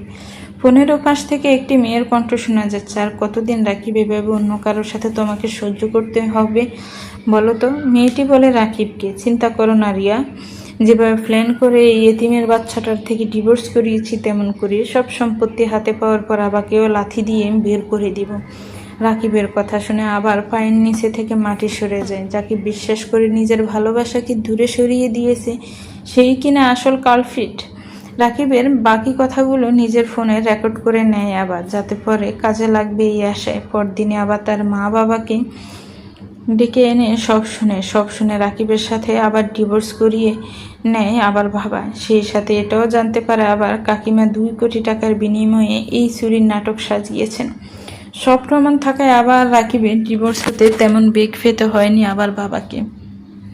এদিকে জোহার সম্মতি পেয়ে মাহির আর তার মা মিষ্টি শেখ আর বোন নুজহাতকে সিলেটে আসতে বললে তারা এসে জোহার সাথে মাহিরের বিয়ের দিন তারিখ সব ঠিক করে ফেলেন। বিয়ের প্রস্তুতি চলছে এবং মাহিরের মনের মধ্যে এক ধরনের অস্থিরতা হতে থাকে। শেষ যখন আবার তার সঙ্গে কথা বলে, তুমি যদি সুখী হও তাহলে আমি চাই তুমি তোমার ভালোবাসাকে খুঁজে পাও, আমি চাই তোমার জীবন ভালোভাবে কাটুক। এখন সে দিনগুলো মনে পড়ছে যখন আবার তার সাথে ছিল, তবে সেই সময় আর নেই, আর কোনো কষ্ট নেই। মাহির জানে এটাই তার পথ, এটাই তার আসল ভালোবাসা। জোহার কখনোই তাকে জোর করেনি, কখনোই তাকে কিছু শিখাতে চায়নি। সে কেবল পাশে ছিল চুপচাপ। সেই চুপচাপ পাশে দাঁড়ানো থেকে মাহির জানলো এই পৃথিবীতে তাকে পাশে থাকা কোনো এক মানুষ চাই, যে তাকে তার ভুলগুলো মেনে নিতে শিখাবে, তাকে আবার বিশ্বাস করতে শেখাবে। এবং সেই মানুষটি ছিল জোহা। সিলেটের দীর্ঘ শীর্ষস্থানীয় হোটেল গোধূলি ভেলার সোনালি আলোতে পুরো অনুষ্ঠানটা যেন এক ভিন্ন জগৎ হয়ে উঠেছে। মঞ্চে দাঁড়িয়ে মাহিরের চোখে তার জীবনের সবচেয়ে বড় দৃষ্টি জোহা। সে তাকিয়ে রয়েছে, সেই শান্ত হাসি যা মাহিরের হৃদয়ে নতুন আস্থা এনে দিয়েছে। মাহিরা যার কোনো অতীত নিয়ে চিন্তা করে না, তার অন্ধকার অতীতের সমস্ত বোঝা সে এক জায়গায় রেখেছে আর সামনে তাকিয়ে জীবনকে নতুন করে শুরু করার প্রস্তুতি নিয়েছে। এখন তার জীবনে আর কোনো জায়গা নেই যন্ত্রণা কিংবা ভুলের জন্য। রাতটা ছিল কিছুটা নিঃশব্দ, কিছুটা জ্যোৎস্নার মতো শান্ত। জানালার পর্দাগুলো হালকা নড়ছিল বাতাসে। ঘরটা ফুলের গ্রানে ভরপুর, নরম আলোয় মোড়ানো এক টুকরো স্বপ্নের মতো লাগছিল সবকিছু। জোহা মাথা নিচু করে বিছানার এক কোণে বসে আছে। নীল শাড়িতে ঠিক যেন এক নীলপরি বসে আছে, হাত ভরা মেহেদি আর চোখে বয়লা উত্তেজনার এক অসম্ভব মিশ্র ছায়া। বুকের ভেতরটা তার দরপড় করছিল। আজ থেকে শুরু হচ্ছে এক নতুন জীবন, নতুন পরিচয়। মাহির ধীরে ধীরে ঘরে ঢুকলো, হাতে একটা ছোট্ট গিফট বক্স, চোখে দুষ্টু মাখা হাসি। তোমায় দেখে আজ বুঝলাম সুন্দর কাকে বলে, ফিস ফিস করে বলে মাহির। জোহা মুখ তুলল না। ঠোঁটের কোণে হালকা হাসি খেললো, কিন্তু চোখের কোণে একটুখানি জল টলমল করে উঠল। মাহির সামনে গিয়ে বসলো, হাত বাড়িয়ে জোহার কপালের চুলগুলো একপাশে সরিয়ে দিল। ভয় পাচ্ছ? না, খুব আস্তে বলল জোহার।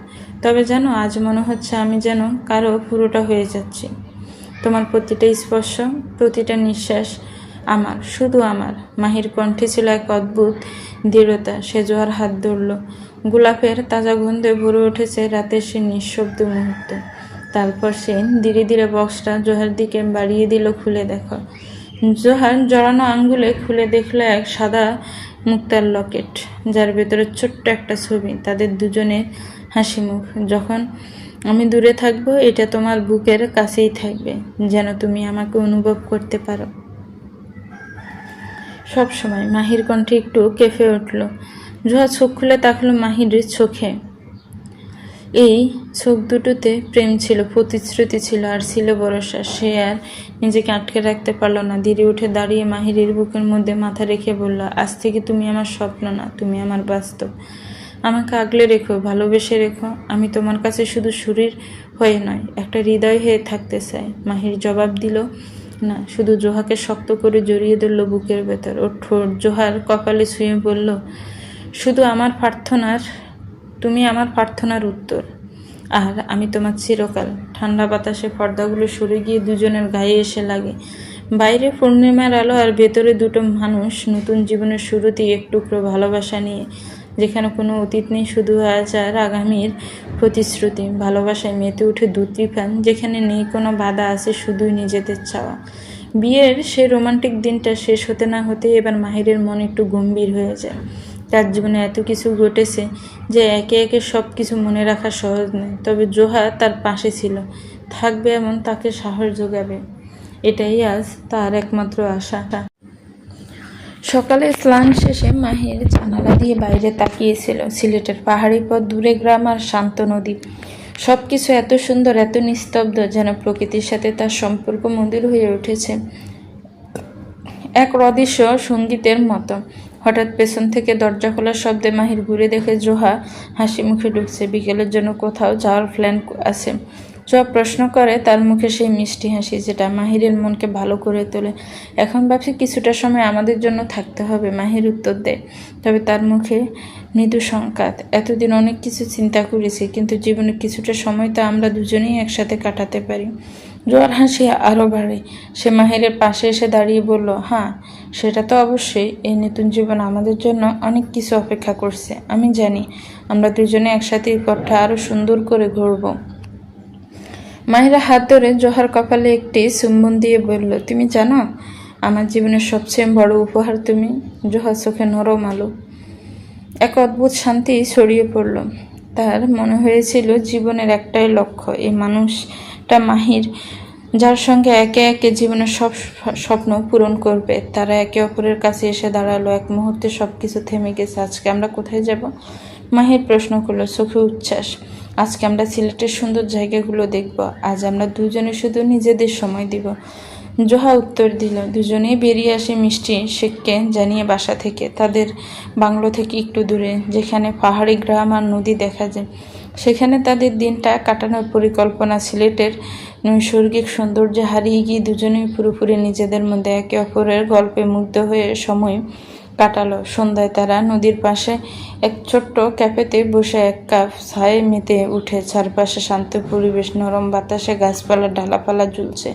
মাহির বলে, জোহা, আমি কখনো ভাবতে পারিনি এমন একটা শান্ত জীবন হবে তোমার সাথে। এই জীবনের প্রতিটি মুহূর্ত উপভোগ করতে চাই। জোহার চোখে সামান্য বিস্ময়। সে জানে মাহিরের জীবন কখনোই সহজ ছিল না, কিন্তু এই শান্ত জীবন, এই একে অপরকে বুঝে নেওয়া, এটাই তাদের জীবনের সবচেয়ে বড় পুরস্কার। তুমি ঠিক বলেছ মাহির, আমাদের জীবনটা কঠিন হলে এখন আমরা একে অপরকে পেয়ে জীবনটাকে নতুনভাবে দেখছি। জোয়ার কথা বলে একে অপরের দিকে তাকিয়ে হাসে। তাদের চোখের মধ্যে এক ধরনের অদৃশ্য বন্ধন তৈরি হয়ে গেছে, যা ভাষায় প্রকাশ করা সম্ভব নয়। তারা দুজনেই জানে জীবনের সামনে অজস্র সমস্যা আসবে, কিন্তু একে অপরের পাশে থাকলেই সেসব সমস্যার মোকাবিলা করা সহজ হবে। সন্ধ্যায় চা খাওয়া শেষে তারা ফিরে এলো। বাংলোয় ফিরে আসার পর মাহির বলল, এই জায়গাটা মনে থাকবে জোহা, তুমি আমার জীবনের সবচেয়ে সুন্দর অধ্যায়। এতদিন রাতে তারা রুমে বসে, আলোটা অন্ধকারে মিলিয়ে গিয়ে আবার ভালোবাসার আলোর দিকে এগিয়ে চলে। জীবন স্নিগ্ধ রাতের মতো আরও একবার নতুন করে শুরু হয়েছিল। বিয়ের পর কয়েকদিন সিলেটে থেকেছিল মাহির আর জোহার পরিবার। চারপাশের আত্মীয় স্বজনেরা যে ভালোবাসায় দুজনকে ঘিরে রেখেছিল, তাতে বোঝা গিয়েছিল এই সম্পর্ক শুধু মাহির জোহার ভালোবাসার নয়, বরং দুটি পরিবারের হৃদয়ের বাঁধন।